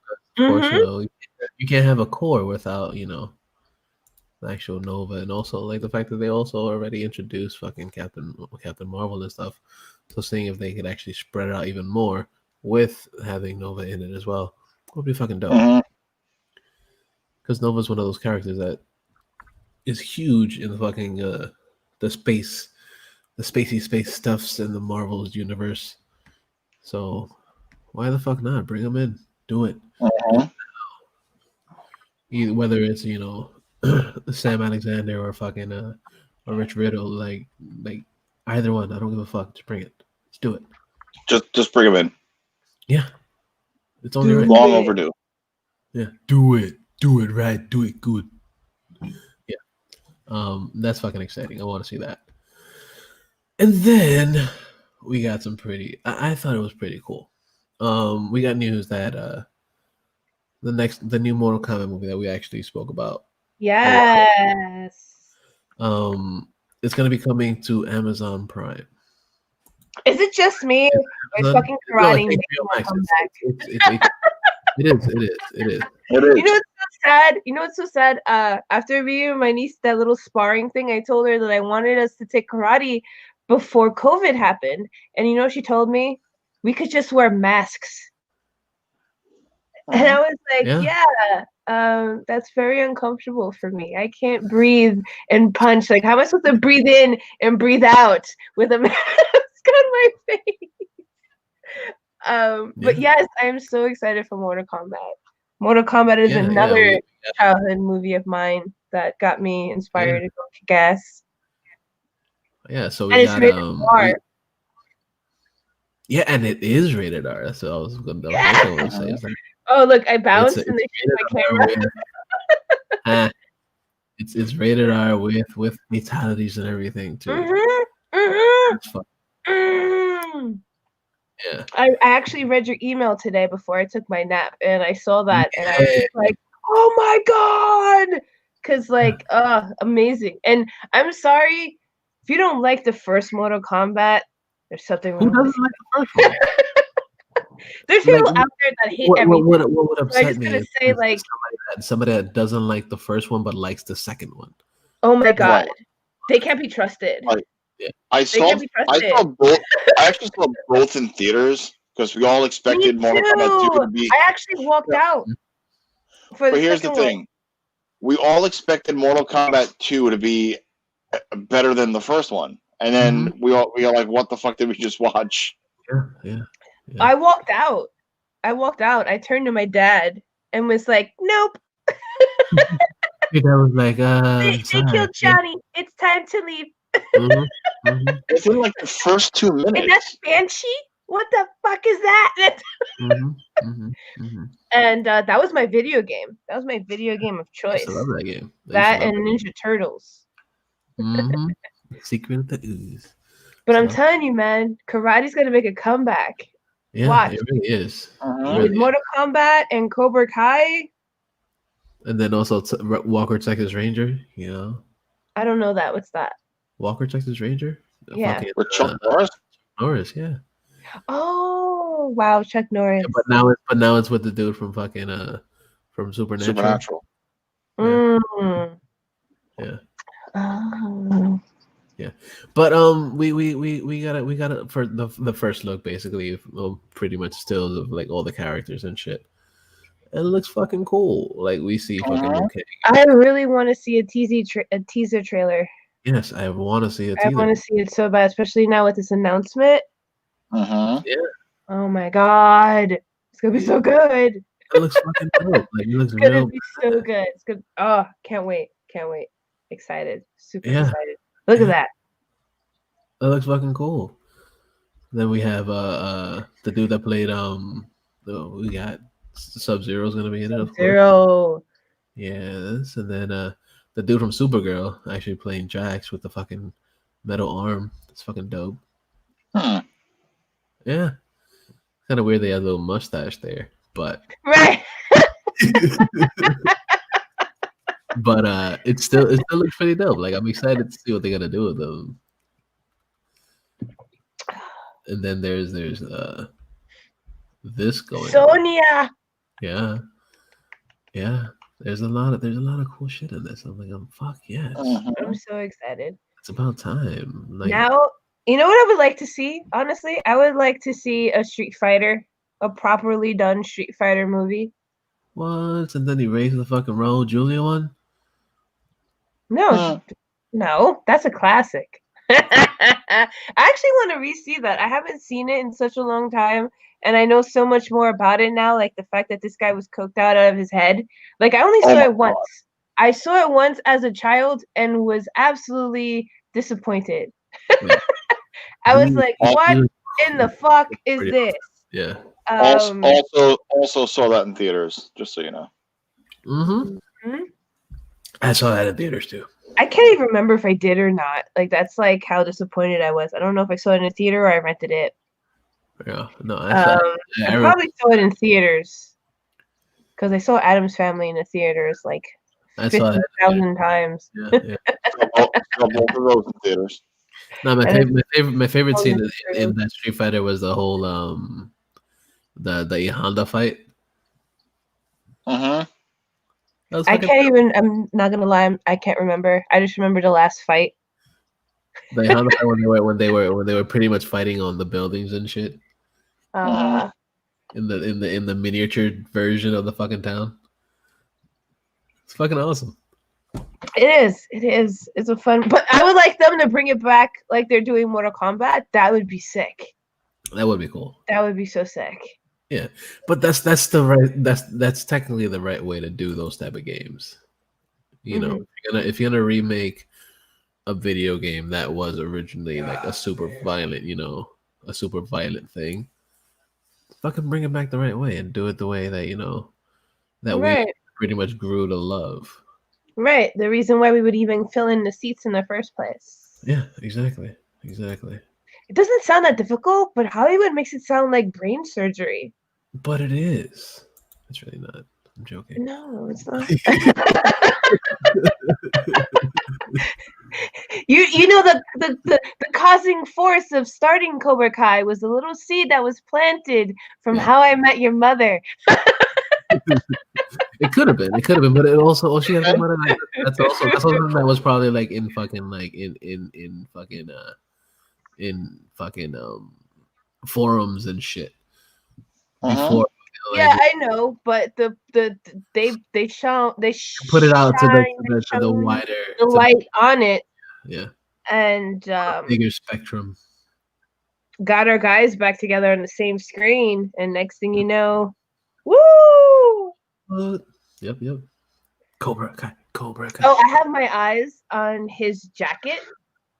Okay. They have his jacket now. Oh my god. So I want to cosplay that when Comic-Con comes back, but it's like to your measurements. So I gotta lose about like 25 pounds. Or get a bigger jacket. I want it to look good. I don't want it to look like it once was on a full figure. I want it to like look snugged. And I need to lose the COVID weight. This is COVID weight. So I gained 25 pounds. I gotta lose it, and then I'll get the jacket. Okay. Or what you could do, you can just get it and then fucking be like, okay, yeah, I'm working my way to that. That's what my mom said. That's what my mom said to do. See? That's the parent thing to think right there. I'm over here wanting to wake up every morning and do push-ups on my knuckles to get to my jacket. Yeah, that's parent talk. And right you guys there. are like, no, order it now and then get there. Yeah, exactly. So that basically pushes you to something that you want to get to. Gives you a reason. Right. I might actually do that now since you and my mom said that. That's two people. So that. And I think Brian's gonna agree with you too, right? Yeah. Brian agrees. Yeah. Yes. Yeah. See? Oh man, that's 3 now. Now I gotta do that. Unanimous decision. And it's from a legit leather place. It's called leathercity.com. Yeah. Nice. Not Pleather City? No, leather. And it's like it's not that expensive. Leather Town. It's not Leather Town. It does have that option for vegan leather. That's what they call it now. They call it vegan leather. No, I want you to fucking skin a cow. Okay. Okay. Especially if I'm representing the 80s. That jacket better fucking move. I want you to skin the cow and feed me the fucking beef. Oh my god, I would totally do that. If I could eat a burger and wear the leather jacket and eat the burger from the same cow, I feel so zen. That would be full circle right there. Right? Right? I would feel so good about myself. Yeah, that's complete full circle right there. Oh, that's the best. Oh my god. No, but like it's $165. That's not bad for a leather jacket. Yeah. That is not bad for a leather jacket. That is actually tailored. Is it one of those like that has layers to it, or is it just the leather thing, whatever? Oh well, it has that silky pattern inside, but it's like one of those summer leather jackets. Okay, so it's like a little bit of a bomber jacket or whatever. Yeah. Okay. And the thing about leather, it only gets better with age. Like I have right. Like that's why I'm not gonna do pleather for that one. I'm gonna do leather. Like this leather jacket that I've had since 2006, and it's still. I mean, it's more comfortable, and just leather gets better as it ages. Yeah, it ages kind of like fine wine. I've always wanted a leather jacket. I wanted a leather jacket like the one from Reservoir Dogs, the Ooh. one that Mr. Orange wears. My dad went and bought me one of those girly fucking shoulder pad, cuts off midsection leather jackets, and I threw a rich girl tantrum. It was like, what is this? And he was like, you said you wanted a leather jacket. I was like, I wanted a leather jacket like Mr. Orange. And he was like, that's a man's leather jacket. And I was like, I don't care. I was like, this jacket is ugly. I ended up taking my dad's leather jacket. Nice. I refused to wear the. You remember them, right? They like came up to here. Those girl leather jackets. Oh, I was like, why? I was like, my butt is cold. Why am I wearing a jacket? Because you need to wear a sweater underneath it. That's why. Stupid. I'm stupid. Why can't I wear a boy's leather jacket? So I can't wait. I can't wait to get my hands on that jacket. And it's by measurements. So I have to take my measurements so it can fit right. So I don't have to worry about it being like designed for a dude and being like way too boxy. So I'm like super, super excited for that. That's like the highlight of my year. The highlight of your year that hasn't started yet. Gotcha. Well, it's going to be a whole work in progress. I have to lose massive weight, because I want to have like the flat stomach so I can wear like I have this whole idea in my brain. I'm going to keep it a secret for now. Crop top with a fucking leather jacket. I got you. Yes, it's actually going to be a lacy bralette. Look, and tight black pants, the beanie and the jacket. And I'm going to go to Comic-Con and it's going to be amazing. What? So that's going to be a whole year. Yeah, that's goals. You guys should have them, even if they're Comic-Con related cosplaying goals. They're still goals. That's what I've always wanted. I was like, what? A girl in a Johnny Lawrence leather jacket?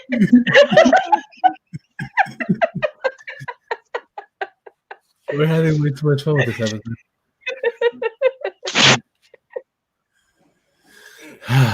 Okay. You guys are awesome. Yeah, you're pretty awesome too. It's pretty awesome. So we got some other news this week. Of course, I know Brian, you enjoyed the Umbrella Academy. I did as well. We finally got basically the casting for season 3. Because if I don't know if you guys other people have watched season 2, but at the end of season 2, it pretty much teased that they wound up in a different, guess kind of like a parallel universe after the world ended or whatever again. It's an alternate universe or alternate timeline. It's Back to the Future 2, just present day. Right, it's Back to the Future 2.5 again. So we wind up seeing that there's a whole new team there when they come back, and it's actually the Sparrows, and it's fucking cool because we get to see the Sparrows basically against the Umbrella Academy. We finally got the cast of this, and it's a pretty interesting cast. I don't really know anybody in this cast. Haven't really looked into like where have I seen these people before. One of the people I see actually is Genesis Rodriguez. I've seen her in something before. I don't remember what though, but she's been in a bunch of shit. I'm googling it right now.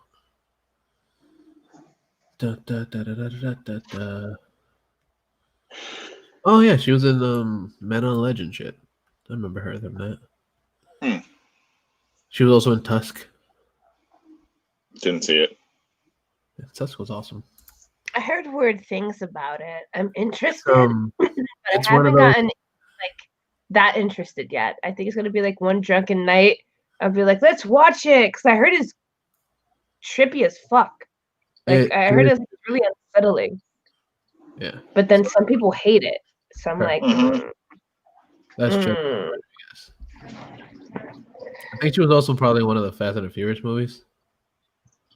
Oh, is that the girl that gets it on with the Asian kid, the Asian dude? No, I- In Fast no, and that was no. that was Wonder Woman. Oh, okay. Then I have no idea who this girl is. But yeah, But she's that's good. Like I like fresh new casts. Like Cobra Kai, everyone in there I've never seen before. I literally had to Google and stalk every single one of them to find out where they came from. The only other person that I knew from Cobra Kai was Peyton List or whatever, because she was in a bunch of other shit before that. Who's that? The daughter? Sam? No, Tori. Tori, the blonde girl. Oh. You know, I haven't gotten my way to her yet. I haven't Googled her yet. Yeah, I like saw her off the bat. I was like, oh, I know this person because she's somebody that my kids has watched before. What was she in? Right. She was in Bunked and shit. I was gonna say like Hannah Montana, but it was something in that era. She was in a show called Bunked on Disney or whatever. Oh, yeah, I noticed a good amount of them came from there. Nah, I wasn't doing Disney at that time. And most recently she was in Hubie Halloween. Oh yeah. Who is she in that? She was the girl in the haunted house that came out from under the table. Oh, Like in the third, in the end of the second to the beginning of the third act of that movie. Oh, I gotta like find that clip. Yeah, like everybody else in that, I have no idea what they've been in before, if anything. But this is Peyton Reed over here on the Peyton List. Peyton Reed directed Ant-Man. I did the Peyton List over here. Oh god, it's that Bud Light 5% alcohol drink. It could be brand. It could be it. He's getting knocked up. Oh, question: have you guys had the beer that Johnny drinks? I've never Coors had Banquet? that beer. No, me Yeah. neither. I want to So- try it. There's an Easter egg with season 3 with that. It's like he's sitting at a bar and in like the first episode, second episode, and he's drinking a beer on tap, and he's only at that bar because they have Banquet on tap. Oh, Yeah. So like you have to really like focus and be like, oh, that's why he's at that spot. So, and nobody noticed that like I put quiet under my name. Yeah, no, there. I noticed. All right, I no one said anything. Yeah, we noticed. Go ahead.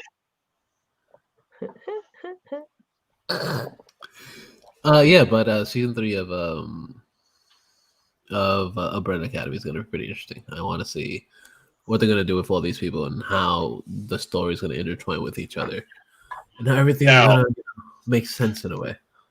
Question that I have is not on you guys, but like, you know how with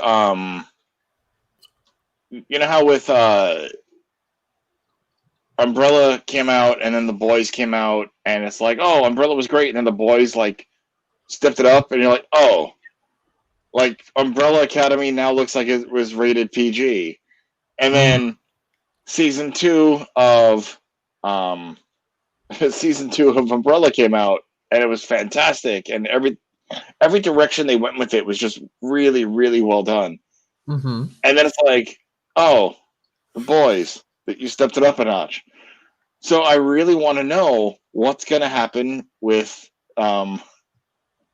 Boys and Umbrella season 3s. Like, is it going to be the same thing where it's like, oh, Umbrella, boom, and then like, oh yeah, the boys came out and just like buried it. Yeah, again. obviously, because of course they have both totally different writings. They have totally different styles. Yeah, The style absolutely. of the Boys is a lot darker because the original comic is actually complete darkness as compared to Umbrella. Yeah. Two totally different things. So you can't darken something that's not really that dark at the moment. Yeah. You could add darkness to it. Yeah. But And it sometimes it doesn't fit. and it's yeah. Wait, I can go? Yeah. Go ahead. I tried watching Umbrella. I couldn't get into it. It actually made me want to go rewatch Misfits. Okay. And I think it's because of that I saw The Boys, and then I went and watched Umbrella, and then I was like, well, it kind of makes me think of Misfits, and like Misfits is more violent, and it like pushes more of the envelope, and I didn't get past like 2 episodes. What I liked about Umbrella Academy is the time travels and how they mess with time. That's what I loved about it. Yeah. And how they, especially in the second season, how they go back and forth through time and stuff like that. The first season, not as much, but how they actually, explain the time rifts and how different things interact with other things at different points in time. That's what I liked about it. How the science of it, even though it's not real science, but you get what I'm saying. Yeah. That's what I really, really enjoyed about it, because they're basically pressed for time to actually not kill the world, Right. which it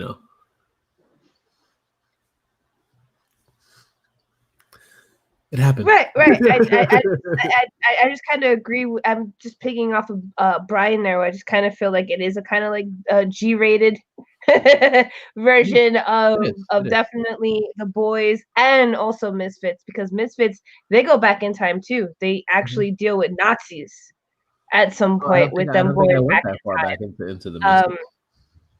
So I think I've only seen it the first to make me go, hey, this makes me want to go rewatch Misfits. I haven't watched it since it came out. Right.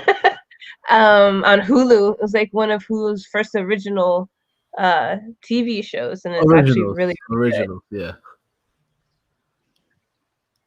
It was original. Yeah. It was Tom Green's version of superheroes. Yeah.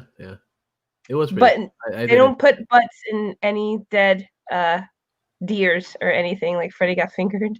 I hate that movie.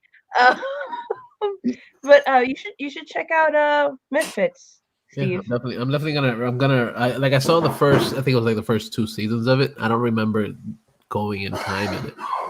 Oh yeah.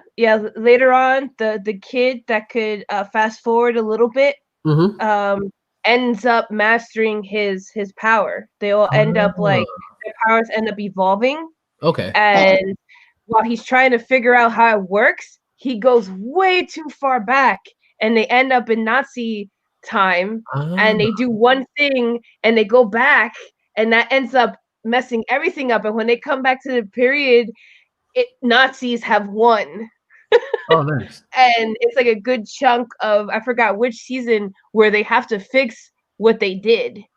Okay. To fix everything. Okay. Yeah, it's pretty. And then he gets so, this is a huge spoiler, but he gets so paranoid of his power because of that, he ends up giving it away. Oh, he ends up trading it in for a different power. Okay.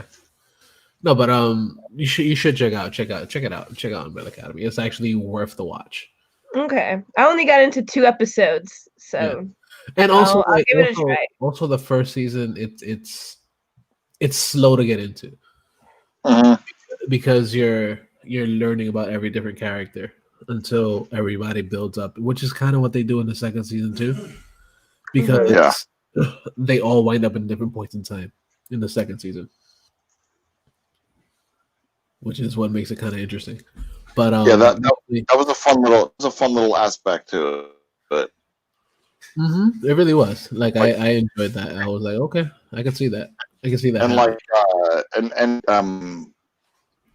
what was the daughter, Allison? Her being of Black descent and being in 1962 or 3, trying to she's trying to make a phone call, and the diner's like whites only, and her being involved in the march for equality. It really beautifully done. Yeah. And what Steve, what I had pointed out to you was that she was in Hamilton. Okay. Yeah, I she don't was one of the remember. back. Oh, Because that's what why I happened is that remember. yeah, because like I was watching when Some Good News had the original cast do like the one of the songs and like a Zoom thing for this girl who was like a like I don't know, junior high or like grade school girl who was like in love with that story of Hamilton Okay. and the play, and like I'm looking, I'm like, wait, that's, and then I looked and did like the research. I'm like, oh yeah, no, she was in Hamilton. That's awesome. Yeah, but no, Umbrella Academy. It builds. It takes a minute, Fran, but it really builds up, and it's honestly one of my favorite original series in recent times. Yeah, it's actually a really good series. Like Yeah. I enjoyed the hell out of it. Like, you want a love-hate relationship with every single member of the academy. Yeah, because they're all dicks in their own way. Steve, I'm gonna say fucking Klaus. Yeah, fucking Klaus, exactly. Yeah, but yeah, that's it for that one. And then I guess the final piece, unless you guys have something else to add. I do. Something that I told you about earlier is that let me do the last one. I'm gonna add this. I have one more, and then I said unless you. Oh, okay. Well, then you go first. Yeah. So the last thing I have to add right now is Indiana Jones. Like, I fucking love Indiana Jones. I love all three of them. Yeah, and we got news this week that there will be a third Indiana Jones video game. Mm-hmm. That's fucking exciting. But not only just a third Indiana video game, but what the fuck? I keep saying third. Indiana Jones video game, but it's also made by Bethesda, which is a pretty dope ass fucking company to make fucking video games. But yeah, they're partnering with Lucasfilm Games, and they're gonna be bringing us a fucking Indiana Jones game. So exciting! Because we got a teaser trailer this week, and it looks so cool. It's a simple teaser trailer. It's nothing like, oh my god, it's so unbelievable. So we get to pretty much see where is it? Hold on, let's see how fast it'll take to fucking play. If it plays off of here, because if not, I'm gonna have to go to YouTube's and play it off of YouTube's. Yeah, I'll play it off of YouTube's. It'd be easier, right? But yeah, it just looks cool because I've always loved Indiana Jones. And the fact that they're actually gonna be doing Indiana Jones in a video game style, other than like the Lego Indiana Jones that we've seen like a bazillion times. Seeing it in this form is gonna be fucking dope.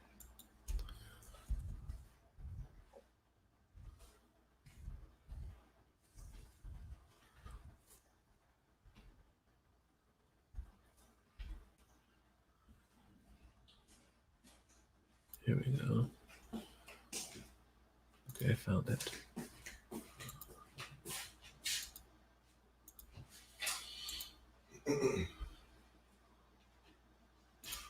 Oh wait, no, god damn it. Close it out. I'm a dum-dum. I'll edit that out. But I'll play this again. Because I didn't put any audio on it. I'm a dum-dum. I am. Okay though, I admit it. Come on.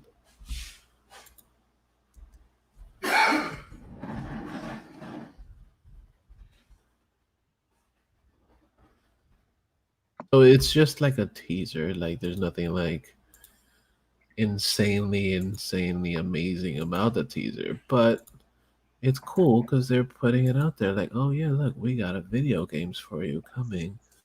That could be fucking amazing. And you see, they have all the books, that he was using.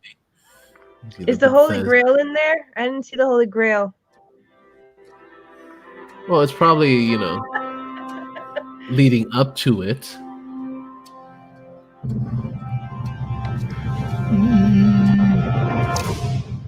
That was it. That was the teaser. I want it. I want it, and I don't. I'm a huge Indiana Jones fan.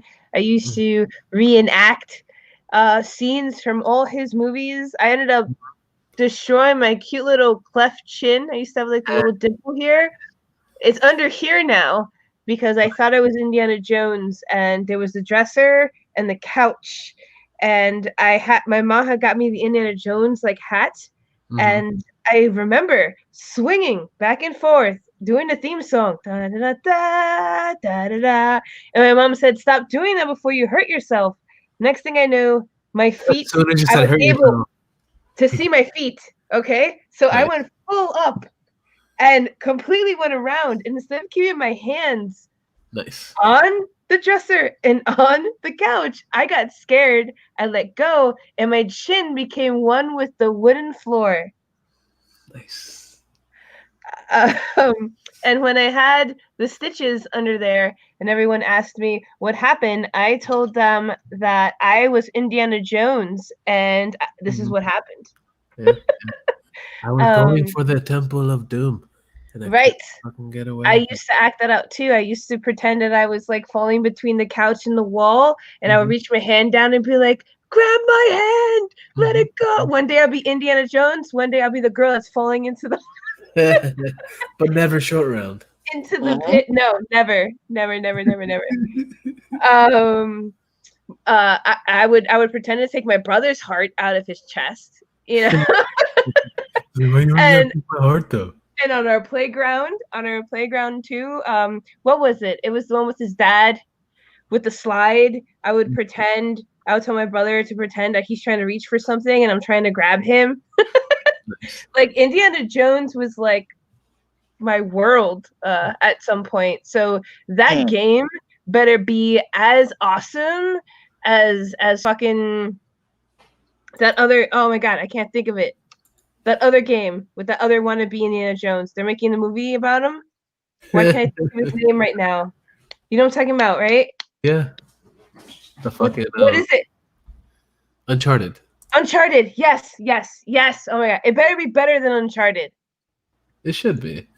Because these So are also I don't know this is also the company that just like annoyed me. this is also the company that actually brings us like Fallout and fucking Doom. Well, the last Fallout,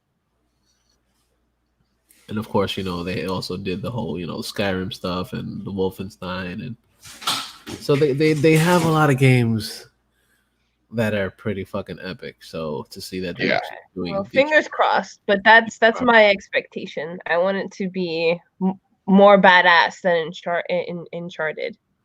Uncharted. God damn it. Uncharted. I played the first game and I'm talking about it like I don't know what the fuck I'm talking about. I love the Uncharted franchise. I've played all four of them. It's so good. Yeah. I was like, when it first came out, I was like, if this is what's gonna replace Indiana Jones and fucking Tomb Raider, I'm so on board. I love the first game. That's the only one I've played. That's one of the only series that I actually played completely. Yeah, like I remember when I downloaded them. It was in April. It was when I was on paternity leave. My kids were only a couple of days old, and PlayStation announced they were gonna give you the first 3 games for free. In like the collection, and I downloaded part 4 for like $20 or whatever. But because I was so tired, from chilling The first 3 days or 4 days of them being alive, where they basically they look like pink aliens, Yeah. So basically, I misunderstood that whole thing, and I bought and downloaded part 4, and I played that first, and I was like blown away by this game. Mm-hmm. And then I realized, like, oh, they meant that there's a trilogy. I got the wrong game. God damn it! Right. And so, like, I cleared a bunch of shit off my PlayStation 4, and I downloaded that, and I must have played Uncharted 4 in a row. Like, there was time, like, so that was April. Yeah, because like there was Resident Evil remakes, then I went to Uncharted, and then Resident Evil, Streets of Rage 4, which I beat in one day. Then Uncharted, and it was Uncharted until Avengers came out, which is a couple of months. Mm-hmm. So, and Avengers was good, and then it became like, Oh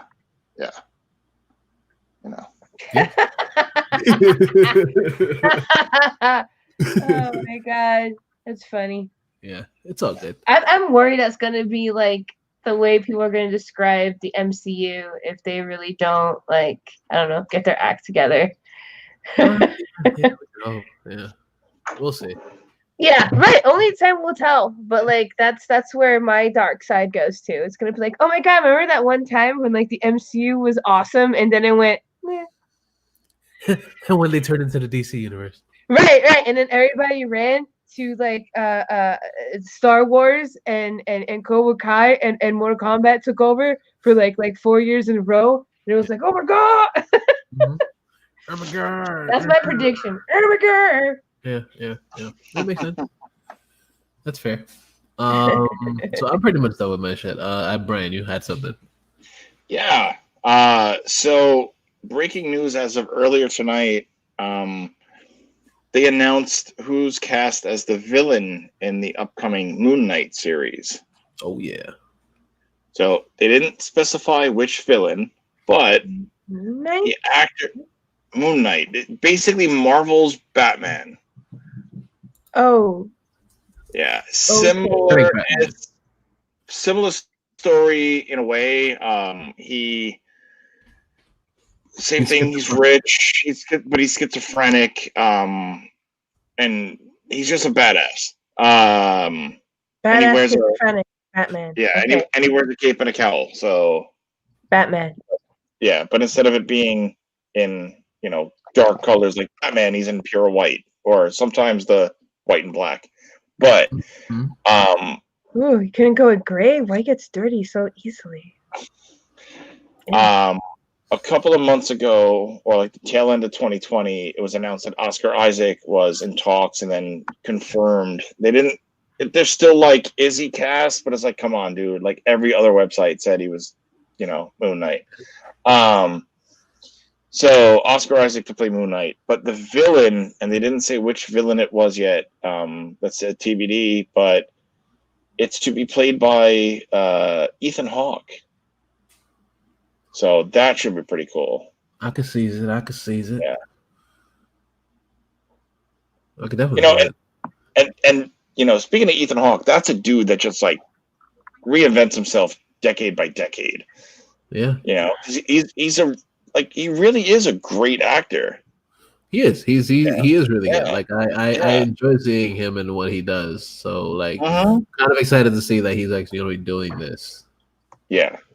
Yeah. And like modern-ish times of Ethan Hawke. It's Training Day is one of my favorite movies. Yeah, I fucking love the Training Day. So yeah, and the fact that he also not only just did the Training Day, he also did a whole bunch of horror shit too. He did that. Was it Purge? Yeah, The Purge. No, but he did another one too. He did multiple ones. I don't remember. Wasn't he in Blade? No. No, I Oh, don't think he was okay. in I Blade. thought he was in Blade 1. Was he in The Strangers? No. The original Strangers. He Liv Tyler for sure. I don't remember that I don't one. remember. I don't remember. I don't I'm remember. Googling him right now. IMDb's. I got the IMDb's app. Yeah. All right, here we go. Well, from what he said, he's in 6 episodes of Moon Knight so far. That's wild. If you go by decade, Dead Poet Society, White Fang. Daybreakers. In the 90s, Alive, Reality Bites. Sinister is what I was thinking. Okay. Quiz Show, Gattaca, Great Expectations. Gattaca, that was great. Hamlet, Training Day, where he played Officer Hoyt. Taking Lives with Angelina Jolie, Assault on Precinct 13, which was good. Which was actually written by John Carpenter. Brooklyn's Fun is pretty dope too. That was an alright movie. I have it somewhere on DVD in this house. Lord of War. Before the Devil Knows You're Dead. He's done a lot of shit. He's done a lot of shit. And really, they made a Sinister too. But he was only in it for like a brief second. He wasn't in it the entire time. Yeah, it says a credit only.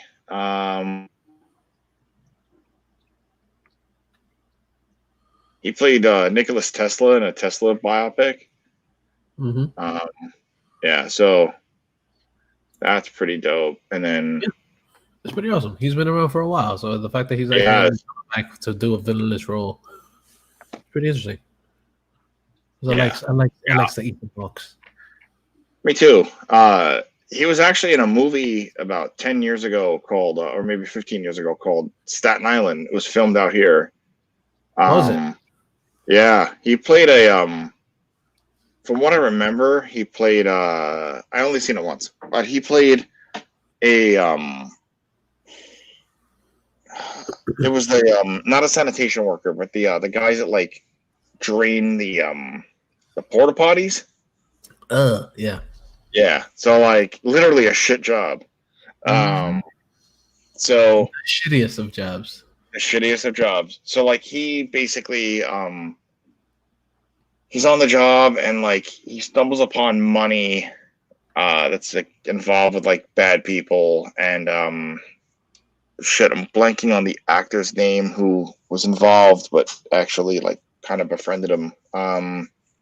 Seymour Cassel, the legendary actor Seymour Cassel. But yeah, that was 100% filmed out this way because the girl I was dating at the time, when this was being filmed, met him because she had something wrong where she had like I think she like injured her hand or something, and she had to go to Staten Island University Hospital. And then they were filming right over there, so I remember her like calling me up. I was at work.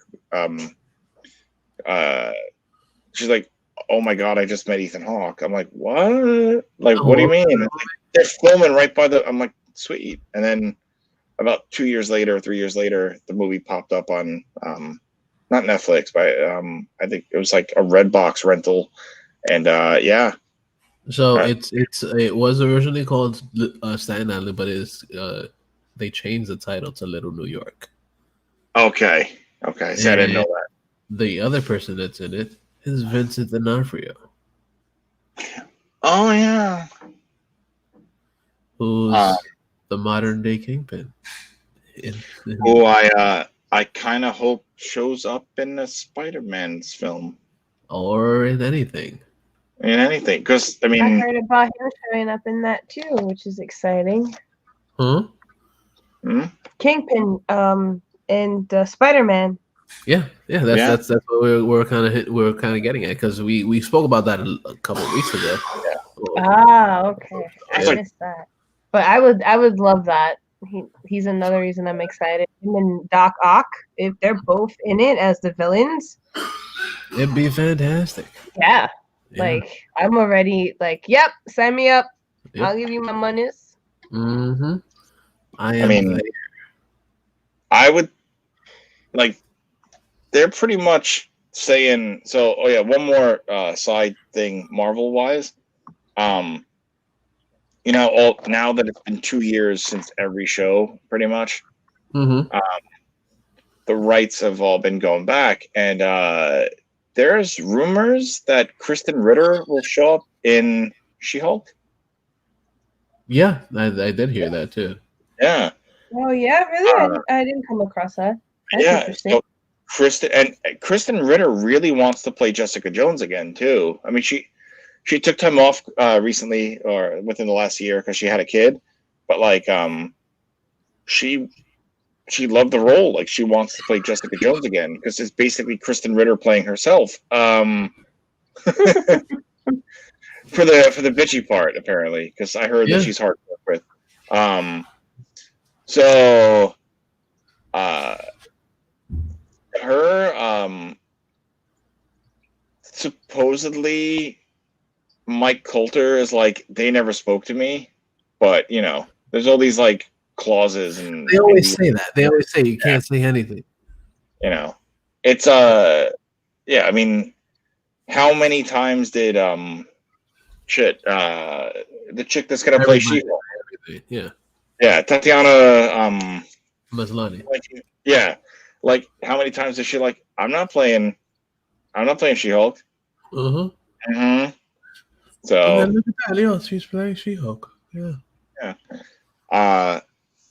And honestly, I would be okay with the same actor playing Danny Rand if they actually did something good with him. If they actually redid his writing, did the writing properly. Because, as we know, season 1 of Iron Fist was very weak. Was the shits. It was the shits. We watched it because we had to. Well, yeah, we did. In a way, we did have to. Yeah. That's the sad thing. And then, like, oh, how does it tie into all this other shit? Yeah, and then like it hurt so much. Yeah, and like the Defenders, he was the weakest part. But then like obviously, if they bring him back, I would love to see them do the whole fucking Heroes for Hire. And they set it up so beautifully in Iron Fist season. No, sorry, it was in Luke Cage season 2. Yeah, in the episode where he shows up, and like they fixed him in one episode. Yeah. In one fucking episode, they fixed Danny Rand, and then they're like, "Oh, let's do Iron Fist season 2." And they're like, "Man, let's reset it back to the way it was before." Some people like that. But like, Punisher, right? Mm-hmm. That's another thing. Thomas Jane Punisher theatrical release was shit. Director's cut, where they actually put in the scenes that got cut and added the plot to it, was good. Yeah. The Ray Stevens Punisher was just I'm gonna blow everything up. My name's Frank Castle. I'm gonna walk around the streets of New York with an assault rifle and no one cares. Mm-hmm. Great. Like that one scene with the freaking the kid jumping, doing parkour across building to building, gets blown up. Uh-huh. You're like, what the fuck? Yeah, I love that shit. Even though it is like literally just a violent fucking movie. There's nothing. It really was. There's nothing in that movie. You were like, oh, okay, there's substance here. No, there's no substance there.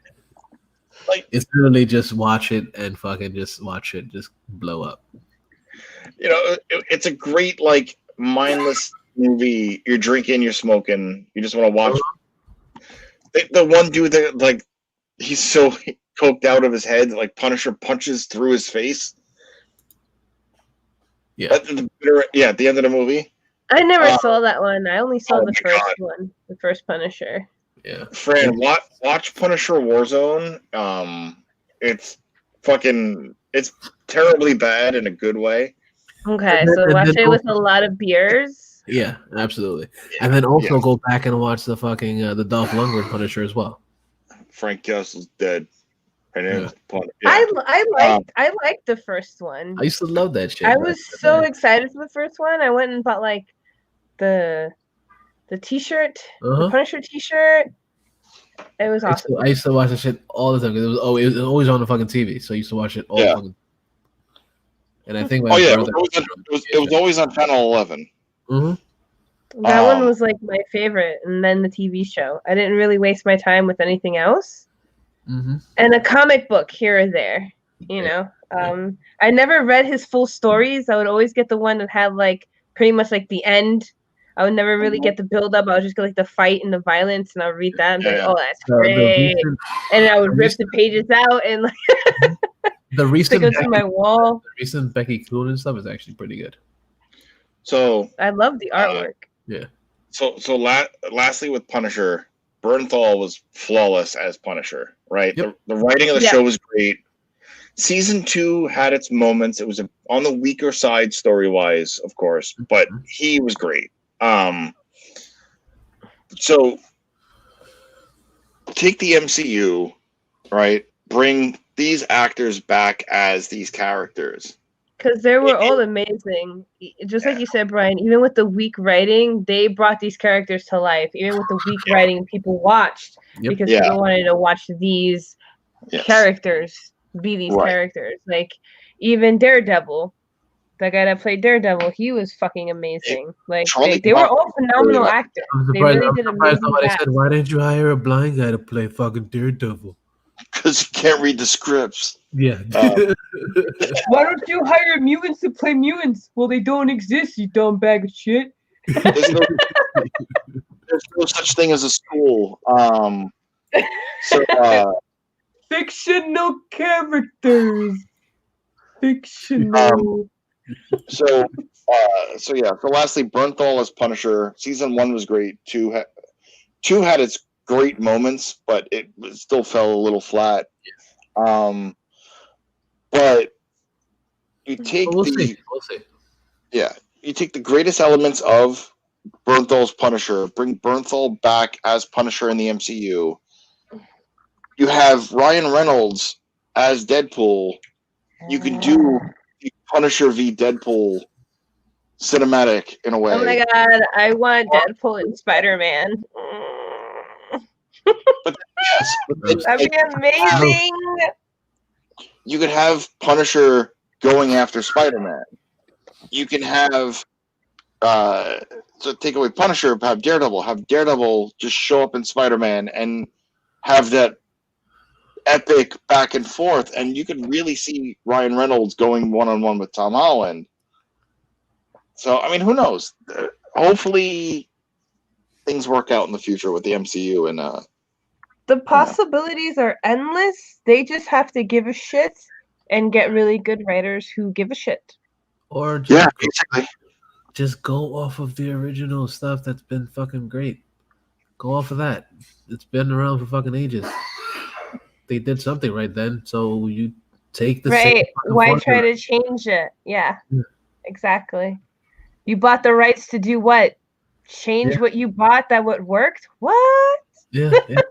I don't get that. I really don't get that. It's a little more modern. It doesn't need all that shit. No, didn't you buy it because it was making money? Why are you gonna change your money maker? Yeah, a good story is a good story. Right, it never changes. If it's good, it's good. It's solid. It's solid. You start poking around, it's gonna fall apart. Like a good story, like Romeo and Juliet. It's a classic story. They've done it a bazillion different times.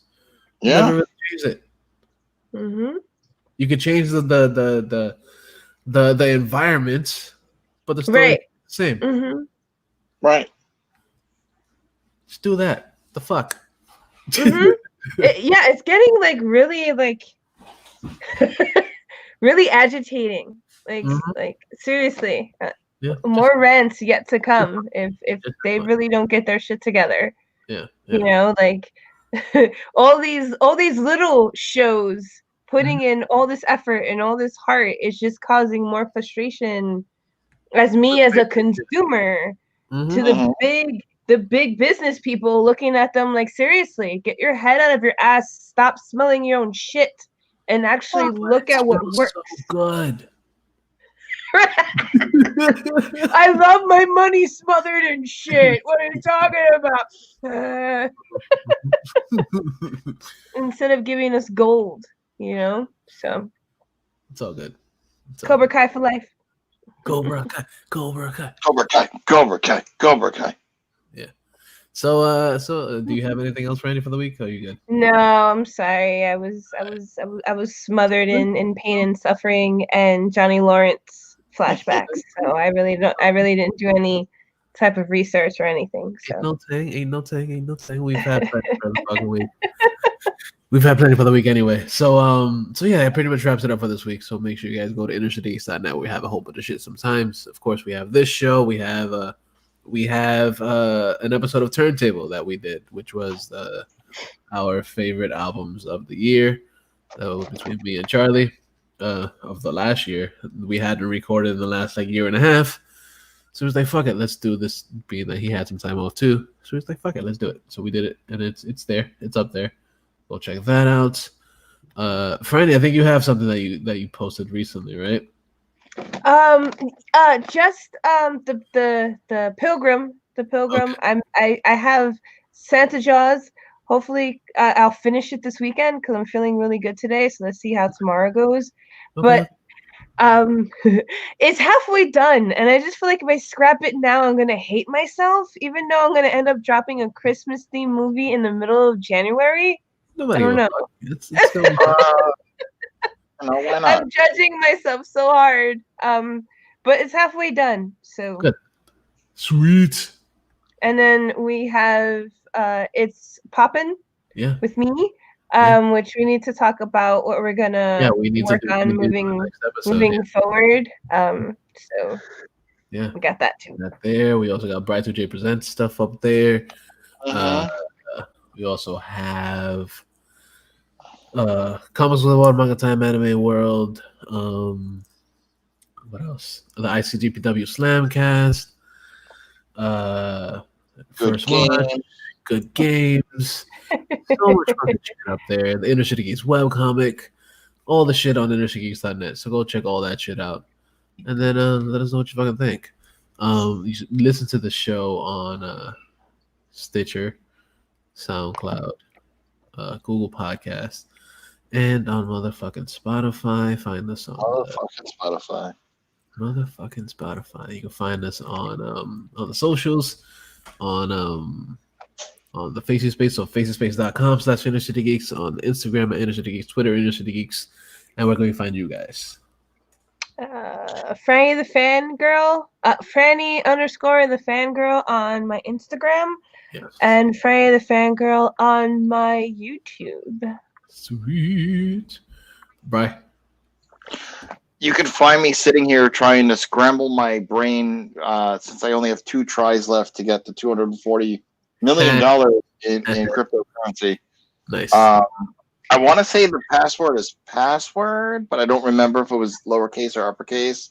Maybe it's 1, 2, 3, 4. Oh yeah, it could be. It could be 1, 2, 3, 4, 5 because that's also the same combination that I have on my luggage. Mm-hmm. Yeah, that could be it. Or it could be zeros. I was just about to say that. It could be all zeros. It could be all zeros. So I have 18 different possibilities of what it could be, but I only have 2 tries left. So the possibilities are endless. Charlie Kelly style with the conspiracy map up on the wall there. I'm sorry. I know for a fact there's a way to find out that password. Okay, I've seen enough Jack Bauer to know that a fucking hacker could figure that shit out in less than 5 minutes. Oh, absolutely. It's definitely solvable. And you don't have to worry about Jack Bauer for that. I mean, there was a movie called Sneakers back in the day with Dan Aykroyd, Robert Redford. It was pretty much about hacking. But I know You the could- movie called Hackers. Never heard of Sneakers. Because the ones I wear on my feet. It's a way older. check out It's way older. Sneakers. I gotta Google that. I love Dan Aykroyd. So you could find me like admiring this wall. Yay, walls. Yay! Hi. It's good to have them. It's they are a necessity. They're nice. They're nice. I It- mean, they you are don't need to have a dojo to have a dojo, but Mhm. you need a house with walls to have a house. They are a necessity because it's kind of rainy outside. Anyway, you can of course find me on social media. You can find me on social media. I'm at Bry_2J on Twitter, Bry2J Presents on Instagram for the channel, Bry2J on Instagram for just me. You can check out the website, Bry2JPresents.com. I've been neglecting it for so long. But it's still there. It's still there. There's like archive shit. You can, of course, check out the Bry2J Presents YouTube channel. There is some content up there. I also have been neglecting that because I've been too tired to record. But I got twins. Yeah, twins. So, basically, in a nutshell, in a nutshell, go to the website and check all that stuff out because they need all the support they can. Oh my god, it's so cute! So they'll actually be 9 months on Inauguration Day, so that's gonna be pretty awesome. Yeah. So that's my stuff. Yeah, and you can find me on the Instagram and the Twitter at Mr. Jackal, MISTERJACKAL. And that wraps it up for this week. So say your goodbyes, everybody. Bye, everybody. Goodbyes, everybody. Yeah, and before we go, I like to bring some musics. So this week, I like no other, I'm bringing in some more music from a band that I really do enjoy, and they came out with a new song this week called Obsolete, and it's fucking good. It's really good. Band I'm talking about is Mice and Men. They've had alternating group members and fucking a new lead singer and stuff, but this is actually pretty damn good. So check it out, and don't be a dick, but always remember that the geeks shall inherit the earth.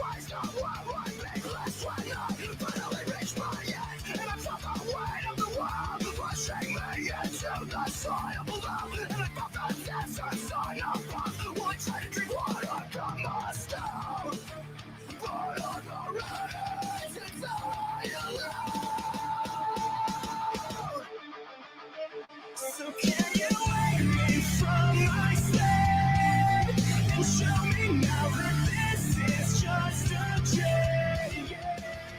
'Cause I'm a whisper, once a scream, and I'm afraid of what's in store for me, becoming obsolete. Become obsolete.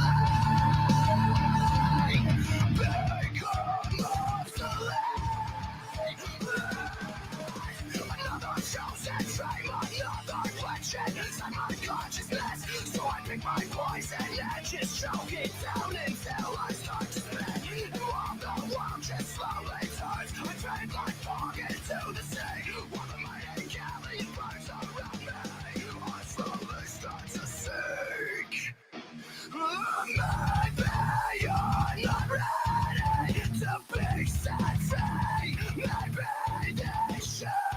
So what I need, if you find the answers, come rescue me when I get on my breath.